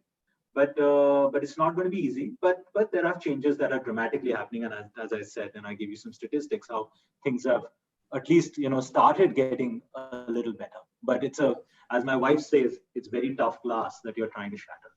Yeah. Thanks, Aditya. Sanjeev and Rahul, you have something to add there? Yes. In fact, Aditya gives me a cue because fortunately for Jet Airways, close to about 25% of the leadership was women. I don't know if some of you would know, I actually ran global sales for about 4 months of my tenure with the firm. So there was a lady who was actually global head of sales so far, Sonu Kriplani. She actually used to run global sales. Our global contracts used to be run by a lady, Sheila. Our head of India sales organization was a woman who actually now works for Qatar in India. The lady who actually used to run our European operations actually was a member of leadership. Our head of corporate affairs and head of corporate communications, who now works with Interglobe, Ragini, actually was a member of the leadership with us. The lady who actually used to be our head of internal audit actually was chosen from within the enterprise. So at Jet Airways, not only were folks at the leadership positions of very critical roles, we actually had, as Aditya mentioned, a large number of our airport managers also were women. The lady who actually used to run airport of Mumbai actually was selected from amongst the same Mumbai team of airport managers, young executives. And she was the one who was chosen to actually run our most prestigious properties, which actually was 106 flights a day, 140 flights a day airport. So women and diversity for Jet Airways was a critical area. We were, of course, not in same numbers in terms of diversity of 44% that Aditya mentions about IndiGo. We were still 36%. It is important that we understand that in IndiGo, they actually have no male cabin crew. So while it was a very smart decision from a commercial point of view that you actually carry 50 kgs less weight because of the lesser weight of our women colleagues, that actually swells the numbers in case of IndiGo. In case of Jet Airways, we used to also pride with one fact that please do offer as a potential candidate, when you have to choose from, enough and more number of women as well. I used to, in my human resource organization, most of my direct reports who actually used to be running different portfolios and departments within human resource organization were all women. And I think a due care needs to be taken by leaders. And now I'm working for a sector which is brick and mortar. I'm in steel and mining once again. It is actually, till you do not really make an effort, as Aditya says, this change will not happen just like that. And this actually will have to be the responsibility of each one of us to actually push that agenda forward and say that, we need to actually be equitably deciding about who should get opportunities. It should not be based on gender. And of course, we all know it that our homes are run by women. They actually are professionals at the same time concurrently. My mother was a teacher, professional. We all know it that we actually have to just make opportunity for every one of the folks to be equally given a chance to be given this opportunity. And that opportunity has to be created in a very structured manner. It's not going to happen just like that. Well, we have more questions coming in. Thanks, Rahul, for that perspective. But, I'm going to bring in more questions later. But there's a question that everyone's been asking, I think, and I want all of you to chime in here. It's the elephant in the room, practically. The COVID crisis right now we're in, it's going to have deep impact on aviation. And I just can't make out, it's massive. So as industry leaders, as people who've kind of worked in the sector for a long time, Sanjiv, Aditya, Rahul, what do you think is going to be the impact of the COVID crisis? When do you see things coming back into place, travel demand, and what do you think will be the lasting changes because of this situation that we are in? So let me take that, because this is a question which I'm dealing with every day. This is an unprecedented situation for aviation since the Wright brothers first flew. We've never seen a crisis like this. In India, it's worse because all the airlines are grounded. We don't even have the option of flying, and now the grounding is going to be for a total of 40 days at least. Hopefully, it doesn't get extended further. Aviation is a very high fixed cost industry, and revenue is absolutely a perishable commodity. If you don't fly one flight, you can't save that flight seat and sell it tomorrow. That revenue is gone forever. If it was a bar of soap, you could put it back on the shelf and sell it tomorrow. So you can't inventory your product in aviation. So we have the worst of both worlds in that sense, in that we have the cost structure and the fixed cost structure of a heavy manufacturing unit, but we have the product of the service industry, which is perishable. So when your revenues completely become zero because you're not flying, every day that you don't fly, that's revenue lost forever. And you still have to keep paying the bills. Your fixed costs are humongous. If this continues for a while longer, I see, some airlines may not make it. Honestly speaking, some airlines may not make it. And even when flying resumes, I think it'll take time for confidence to come back, amongst people to fly because of the fear of the virus. I don't see capacity going back to what it was before the crisis, even in the next 1 year. I think even a year down the road, we'll be maybe, if you're lucky, at 70, 75, 80%, if you're lucky, of what we were before the crisis. I don't think in the first month we start flying, assume we start flying in May, we're going to be more than 20%, 25%. And then it's going to be a very slow slog. Lives are going to be changed. And I think all the airlines are waiting. I was on a call earlier this evening with FICCI, where the aviation secretary also participated, and joint secretaries. And basically the entire aviation fraternity, it's not just airlines, but the airports and the MROs and the ground handlers, etc. They're all on this call. Even some leasing companies are on the call. And everyone's basically saying that, the government will have to seriously look at how they can support the aviation sector, because 3 million jobs are dependent on that. It drives a large chunk of, it's an economic engine in a sense, so it lubricates the economy by providing a vital service, which is air transportation. It contributes about 3.5% to the world's GDP. And it's basically an essential services industry. And we cannot have a situation where you have almost all of the airlines so wounded, so crippled, that the industry itself is damaged beyond repair, in a sense. All around the world, you're seeing in countries like the US, Europe, Australia, Singapore, Dubai, wherever you look at it, the government is stepping in. And the government is stepping in first to help pay the salaries of airline staff. In the case of the US, they've given a $20 billion, billion with the B, grant to the airlines just to pay salaries through September. And this is where, in an industry where the US airlines are now amongst the most profitable in the world, but because the situation is so bad, they've stepped in and said, okay, here's $20 billion, 25 billion altogether, 20 billion of that is a grant, which they don't have to give back.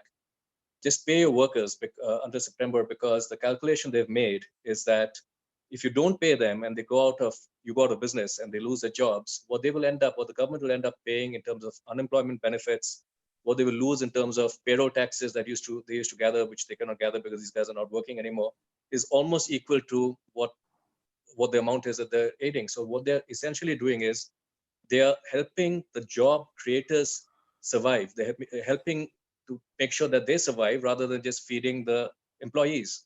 You feed the job creator so that the job survives. And then the job creators will take care of feeding the employees rather than just giving dole to the employees and the company collapses, then those employees will be without jobs. So to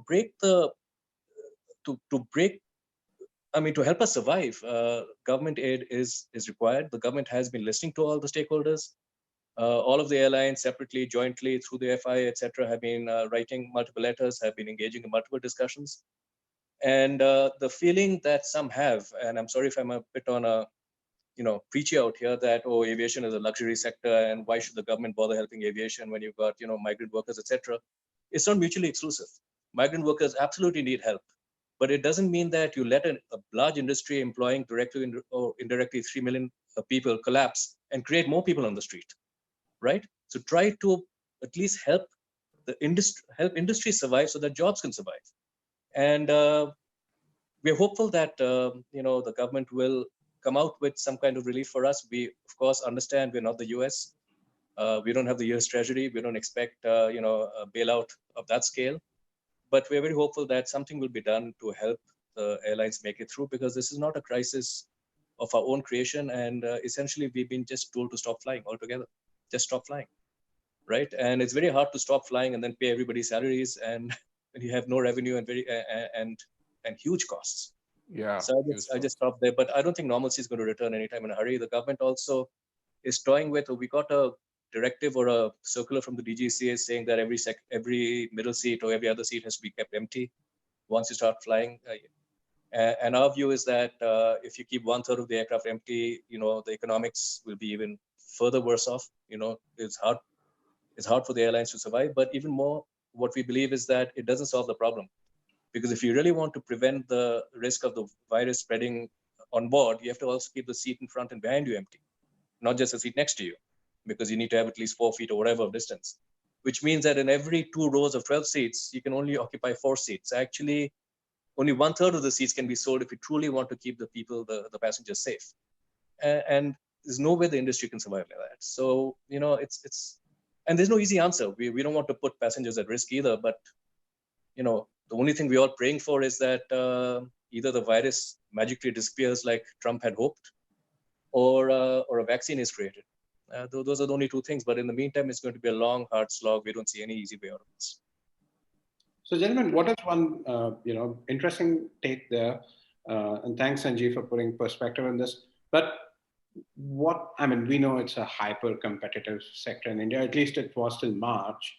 What would airlines do coming back? Are they going to sell more tickets at lesser price, or vice versa? Sell less tickets but raise ticket prices. What's the thought in the head as current and former airline executive? I want to take one more stab answering that, then I'll allow the others. I've been a firm believer. I think Aditya, you and I maybe have slightly different views on this. I've been a firm believer that the reason fares are so low in India, and the reason people apparently keep killing each other discounting, is because there's overcapacity. I'm a firm believer that pricing is just the output of the demand and supply balance. And if the supply is too much, prices fall. And if supply gets constrained after this crisis because airlines go out of business, so each airline cuts capacity or reduces the fleet to some amount, and if that cut in supply is more than the fall in demand, which is bound to happen, then pricing discipline may start coming back. But as long as the supply-demand equation is such that supply is more than the natural demand of the market, you're going to have discounting. And that is what has been happening in India for several years now. But I know that I'm not, my view is not unanimous. So, you guys, please jump in. Aditya? So look, I'll try to give a brief answer to the previous question and also this one. And Sanjiv is closer to this right now, right? So therefore, I am not running an airline right now. So it's always easier to pontificate when you're not doing something yourself. So I firstly, on the travel business scenario, the airline business scenario, and I talked about this in a recent CNBC interview as well. First of all, the current scenario that you're seeing is induced by an artificial restriction, right? people have been told not to fly. Right? So moment that restriction, but it's not that the underlying consumer has disappeared. It's like I am not being able to do something and therefore this, right? So the reason I mentioned that is therefore the year-over-year comparisons, March number was this, April number was this in 2019, and this number is this in 2020, is irrelevant. I mean, obviously it will be zero versus whatever it was, right? So therefore, to that extent. Second, I believe that once this restriction is lifted, travel is a fundamental need of people, right? And India is not where, unlike what most people think, it's not like people are just randomly picking up their bags and going off on a holiday, right? It's the traffic that you're seeing is by and large in the top 10 odd cities. And by and large, it is something to do with work or some essential need to travel, whether it is to a college, whether it is to run a small business, whether it is to, you're a corporate, or whether it is for healthcare or whatever it is, there is some actual fundamental need to travel, right? Now, there is, of course, some non-essential travel. And like it happens after any recession, non-essential spending comes down, discretionary spending comes down, right? That happens not just in the airline business, it happens in any other sector, right? So if I was, if I would have bought 3 t-shirts, and if I can do with one, I will do with one today, right? So, because there is a general tendency to conserve that cash. But it is not like, that, like I think going to a coffee shop and just enjoying a barista, a coffee at a coffee barista is largely discretionary. It's not a fundamental need. Eating food is a fundamental need, right? So to that extent, I believe that the same industry, whether travel or hospitality, which is going through the most amount of immediate shock because of this artificial restriction, will also lead the recovery. You will see that, people will start traveling again. I also believe that this social distancing thing that people are saying, no, people will be so afraid that they will not travel and this, that, and the other. Dare I say, if people can travel on a bus or a train, or they can go stand in a line in a crowded grocery store, they can travel in an airline. The sluggishness may be because, as I said, the non-essential travel is coming down to some extent. The next thing I believe is, again, like it happens almost in any sector, including the travel business, and the same thing I've seen in 2009-10 when we had the previous crisis and things like that. The affordable segment of the market leads the recovery first, right? Because that is not, I'm not saying affordable airlines. I'm saying affordable segments. That means anybody who is able to sell a product or service at a more affordable price, it is a natural tendency for consumers to buy that. Now, what is to be done for that, right? One has to fundamentally bring down their cost structure. Now here, if fuel price is lower, if landing and navigation charges are what you pay, when you're flying, sector pay is what you pay employees when they are flying. A lot of the power by the hour agreements are maintenance agreements are while you're flying, when you fly. You're able to somewhat manage the cost structure to some extent. Unlike in many other countries where you have bought a slot, you have bought gates, you have bought terminal buildings, you have invested in massive hangars and things like that. So to that extent, you have a little bit more flexibility here. Which leads to the point that Sanjiv was making. How do you do that? By clubbing flights, by reducing schedule, right? And to the point that Sanjiv was making, that he feels that there will be less capacity than what it was today, right? Now the litmus test is, and that who has how much cash runway to survive the next 6 months, to the next, up to November, who has the cash runway? That can be only 2 things. Either you already have cash and you have a strong balance sheet and that kind of gives you oxygen. Or 2, the government gives you some support.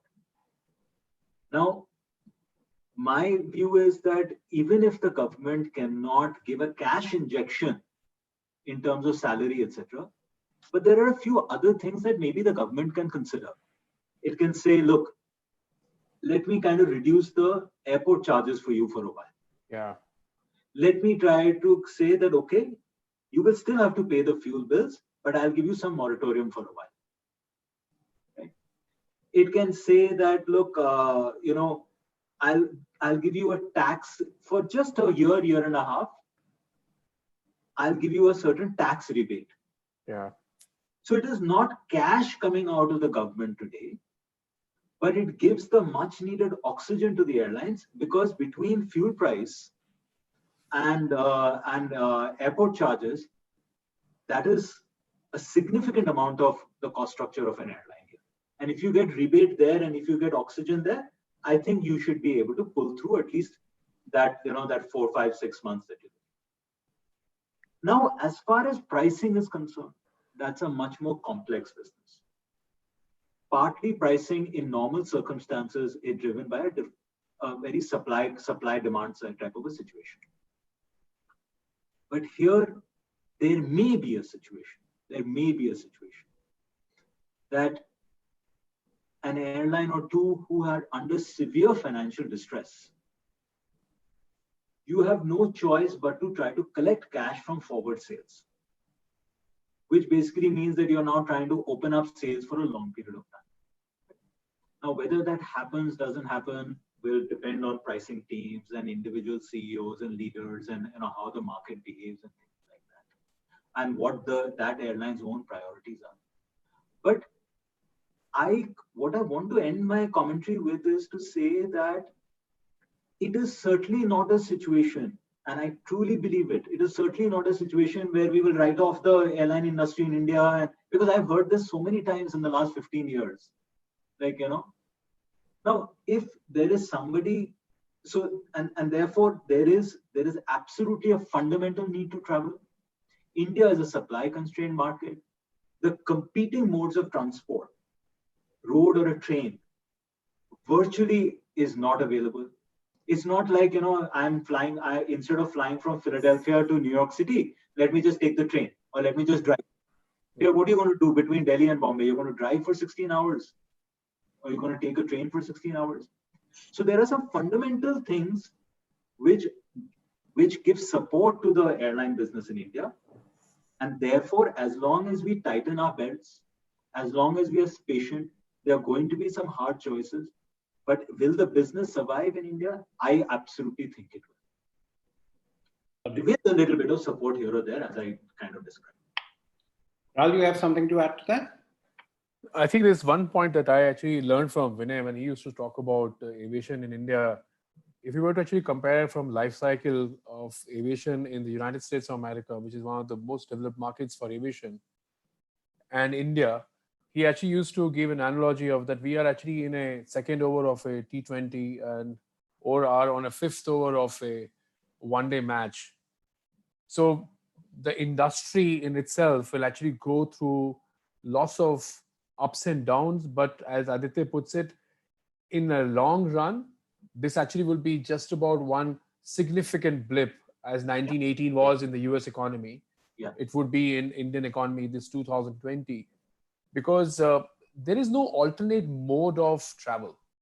That's the unfortunate part of our country. I mean, if today the restriction that Sanjiv talks about, and this is all created by us, is actually a similar restriction that has been put in other modes of transport as well. So if you were to actually not open one versus another, how are you going to do social or physical distancing? For example, in trains, in a coupe of AC which actually has 3 tiers, or a coupe of AC which has got 2 tiers, or in second class, how are you going to actually sell tickets? So if you are going to be suboptimally utilizing your existing assets, whether it's train or rail or bus services, what kind of support is government going to give? It actually is all going to decide the success of the sectors. I think, as Sanjiv knows about it, that he actually is in engagement with the state. I think state will do something to actually help ride over this period of uncertainty for next 2 to 3 to 4 quarters. Not something as similar lines as United States of America, but clearly I think Indian government is actually going to be taking care of all the essential sectors. Otherwise, economy in itself will actually not be able to take care of the expectations of the population. In long run, I think this sector is actually going to be thriving yet again. That's my personal view. All right. Let's change tack a bit. You know, this is an endless subject, and I'm sure it will be developing as we go forward. But let's go back to the original topic, AV geekness, for a bit. Now, do you love planes? And this is a question for all three of you. I know Sanjiv does. I haven't had too much interaction with Aditya to be confirming that, but we first go with you. Oh, I mean, I love planes, of course.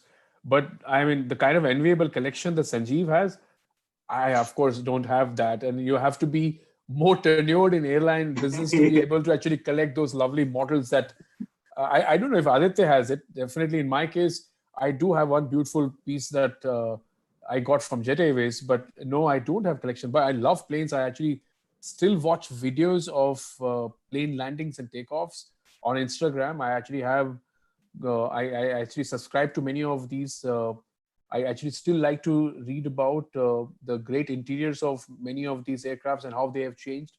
I actually follow the Boeing 747 and how some of the airlines world over actually have resurrected and used it for several years. So I do love planes, of course. And did you fall in love with planes before your job with Jet Airways or after? Oh, see, I must confess it here. And like any youngster, you actually have dreams. So this was way before my engineering. I did think that I would actually become either an Air Force pilot or an airline pilot. That was really a thought during my growing up days. So I used to love planes even those times as well. But I never thought that I would actually work in aviation. That happened by chance. It was happenstance that I happened to get a chance to serve a wonderful airline. And yeah, love for plane goes back.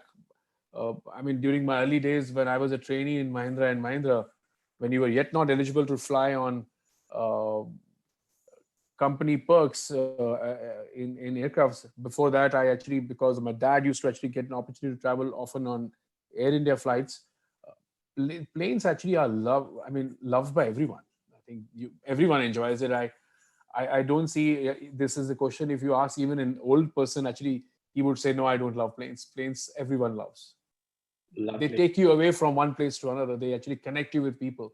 So there's lots of emotions attached to travel by planes. Aditya, same question to you. Did you do you love planes, and did you start loving them before IndiGo or after IndiGo happened in your life? No, I think I'm very fascinated with airplanes as these marvels of industrial engineering. Because what I actually find very fascinating is that there's almost nothing on an airplane which is just cosmetic. Everything has a purpose, and yet it looks this fluid, beautiful looking thing. So that's what fascinates me quite a bit. And of course, after I joined the business, some people know this. My first,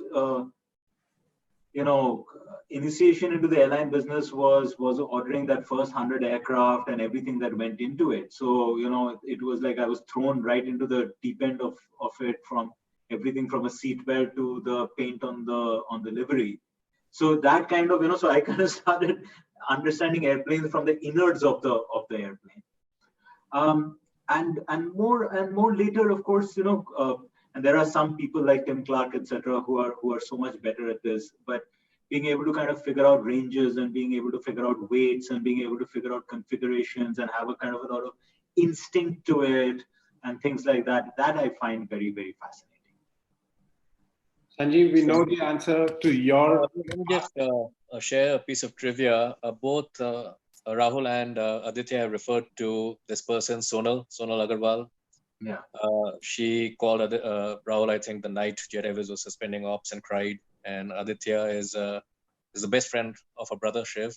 Yeah. Sonal also went to high school with me. Oh yeah, yeah. This is a very cool story. Of course, we should. I really got that connection. Absolutely. Go ahead.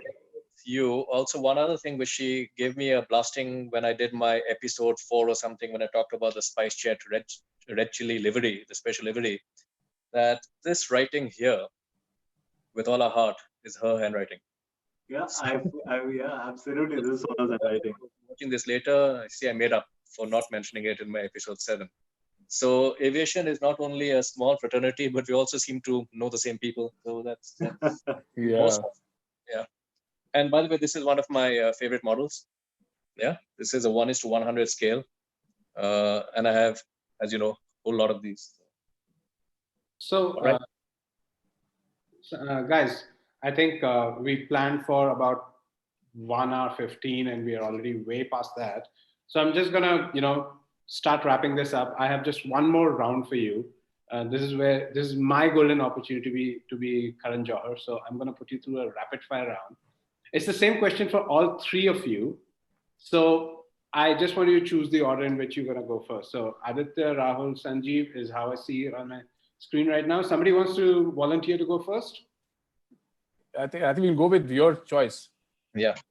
Okay, so I'm just going by the way all three of you are on my screen. So Aditya, we're just gonna, come to you first. And you have hardly 10 seconds to answer each question, okay? Unless there's some color you want to throw on something, okay? So let's go, okay? Okay. What would you name your own airline?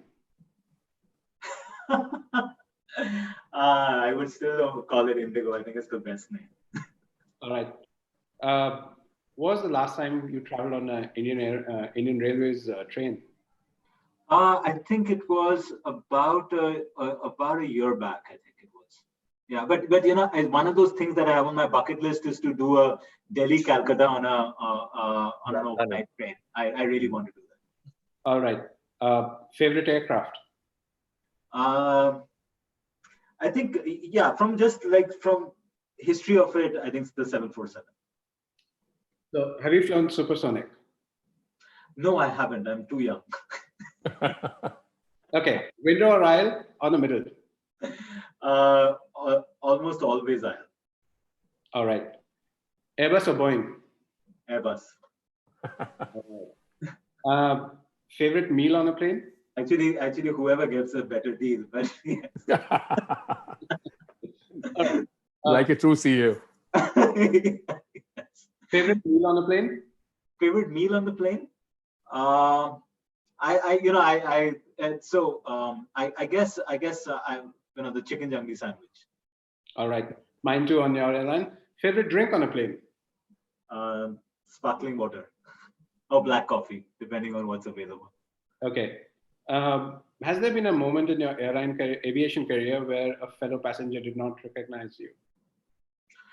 Yes, it's happened where I'm on the front page of the Economic Times, and this is from Bombay to Delhi. I'm on the aisle seat, and there's this person sitting on the left, and I'm reading I'm actually working on my laptop, so I can see that he is kind of looking at the newspaper and he's looking at me, right? And he's looking at the newspaper and he's looking at me. So and I kind of try to start turning away a little bit because it's a little bit embarrassing and I do not know what's going to happen. So then he kind of knocks me and he says that you look a lot like this guy. I'm like, really? No. Yes. So I said, yeah, it must be the haircut. So no, you look a lot like this guy. All right. Favorite place to go to? Rishikesh. Favorite book? Ooh, a lot of them, but I think Fine Balance by Rohinton Mistry. Very, very, very, powerful book. But yeah, that just kind of comes. All right. The final one for you. One thing that no one knows about you. I mean, you're a public figure, so one thing that nobody. That's a difficult. Very few people know about this. That when I was, I was a school debater, and I've always been a public speaker and things like that. But my very first public speaking was when I was 5 years old in class prep, right? And you know what it was? It was a show and tell competition, and The weirdest thing, my show and tell when I was 5 years old was about a blue and white airplane.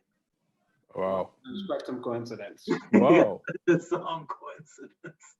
Lovely. Rahul, we're going to go with you next. So Yes. coming to you. Thanks, Aditya. This was most wonderful. I still don't know if you win if you have a hamper and if you will win one, okay? So, all right. Rahul, are you ready? Yes. We're going to go in a different order, okay? So, Airbus or Boeing? Boeing. Okay. Favorite aircraft? 777-300 ER. Okay. Do you have any airline in mind? Jet Airways. Have you flown supersonic? No. Okay. Favorite drink on a plane? Black coffee. Okay. Favorite meal on a plane? Vegetarian. Okay. That's a wide selection, but we'll go with that. Favorite place to go? There's a place called Beas near Amritsar. This is my favorite place to go. All right. Favorite book? Have you read Fool's Die by Mario Puzo? I haven't, but I'll put it on. Yeah, it's a Mario Puzo's book written several years back. That's my favorite novel, and Daily Drucker by Peter Drucker. Okay. So the important one.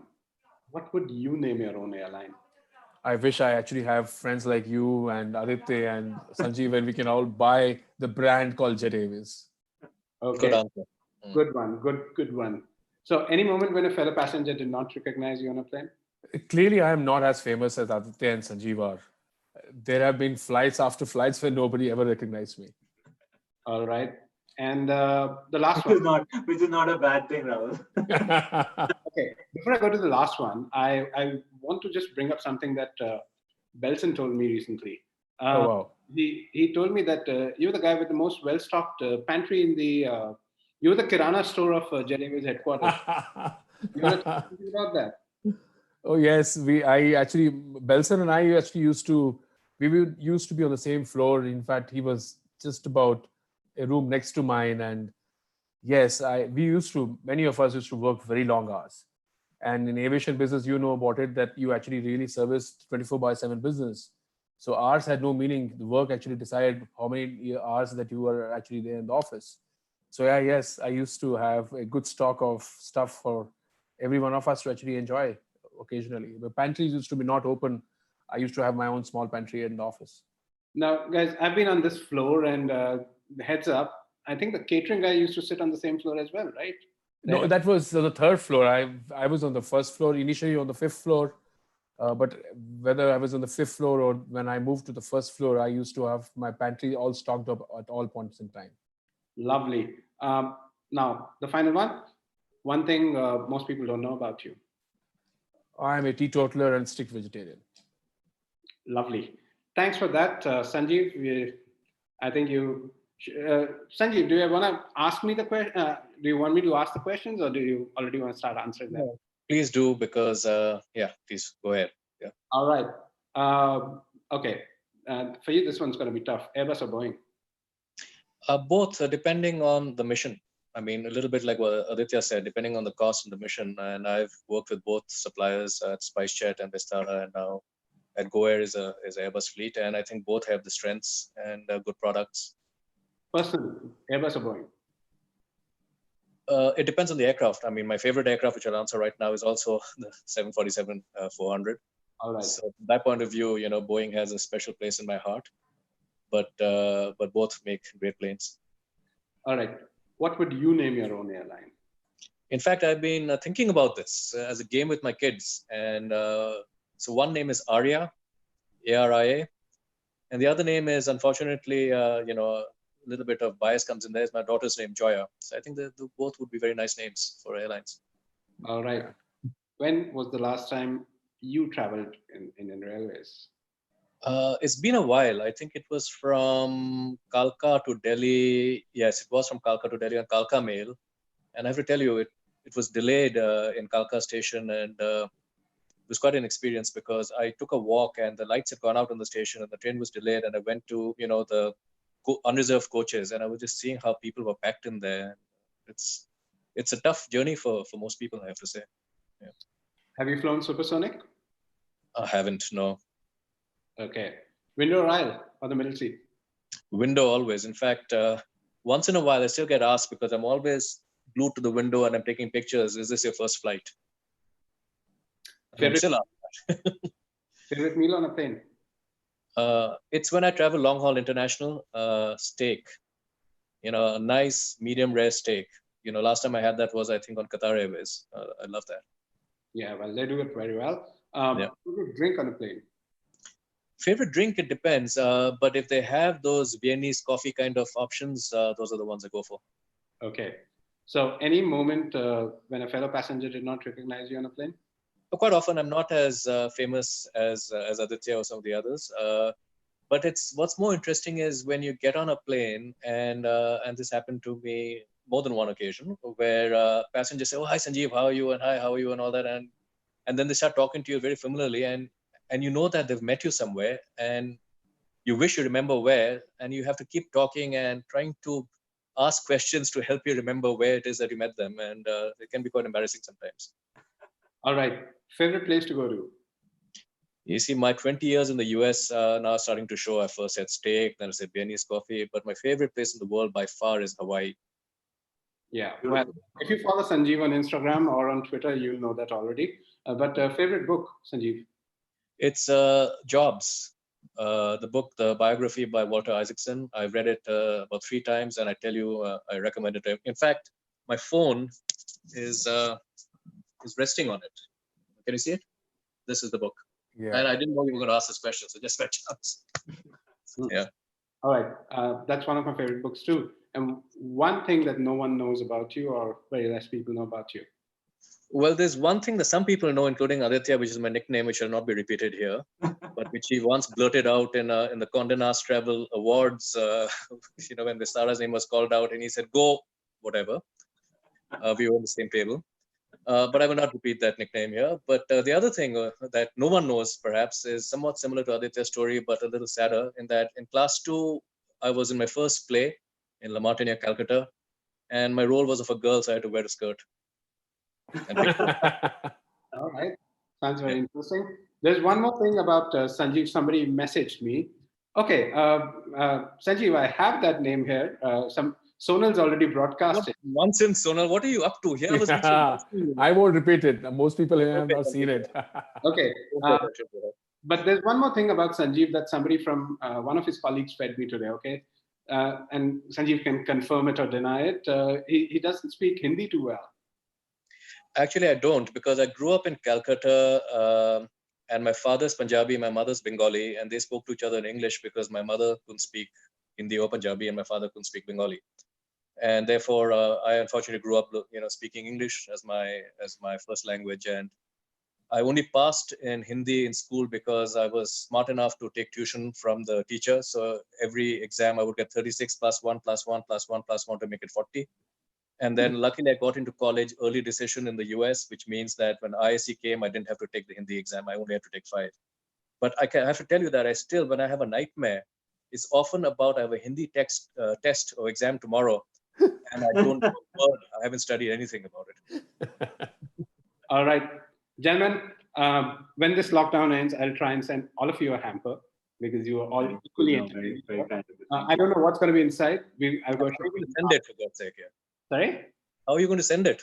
After this lockdown ends. Okay. All right. Yeah. But thank you, all 3 of you. You've been great company today.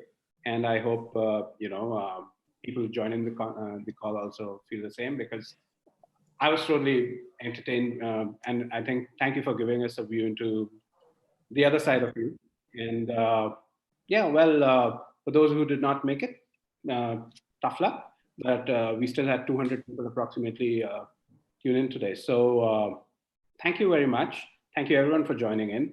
And, thank you for allowing us to go on over time, and see you on the other side of COVID-19. Absolutely. Thank you, Ajay. We wish everybody good health, and just stay positive, and this too shall pass. Yeah, well, somebody's asking me, where did I vanish in the middle? So I had an alarm on my phone which said, wash hands. So I just had to. So stay home, wash your hands, and wear a mask when you get out, gentlemen and ladies. Right. Thank you. Thank you so much. Thank you, Thanks a lot. Thank you, Ajay. Great job. Thank you so much, Ajay. Thank you, Aditya. Thank you, Sanjeev. Pleasure. Bye. See you. Thank you, Sonal. Oh, no, not at all. Don't thank her. Yeah. I'll call Anyway, her. and don't believe anything she writes. Yeah, okay. All right. Bye. See you. Take care. Bye. Accepting with all her heart. She wrote that well. Yeah. Okay. Bye. See you. Bye. Take care. Bye. Bye, Ajay.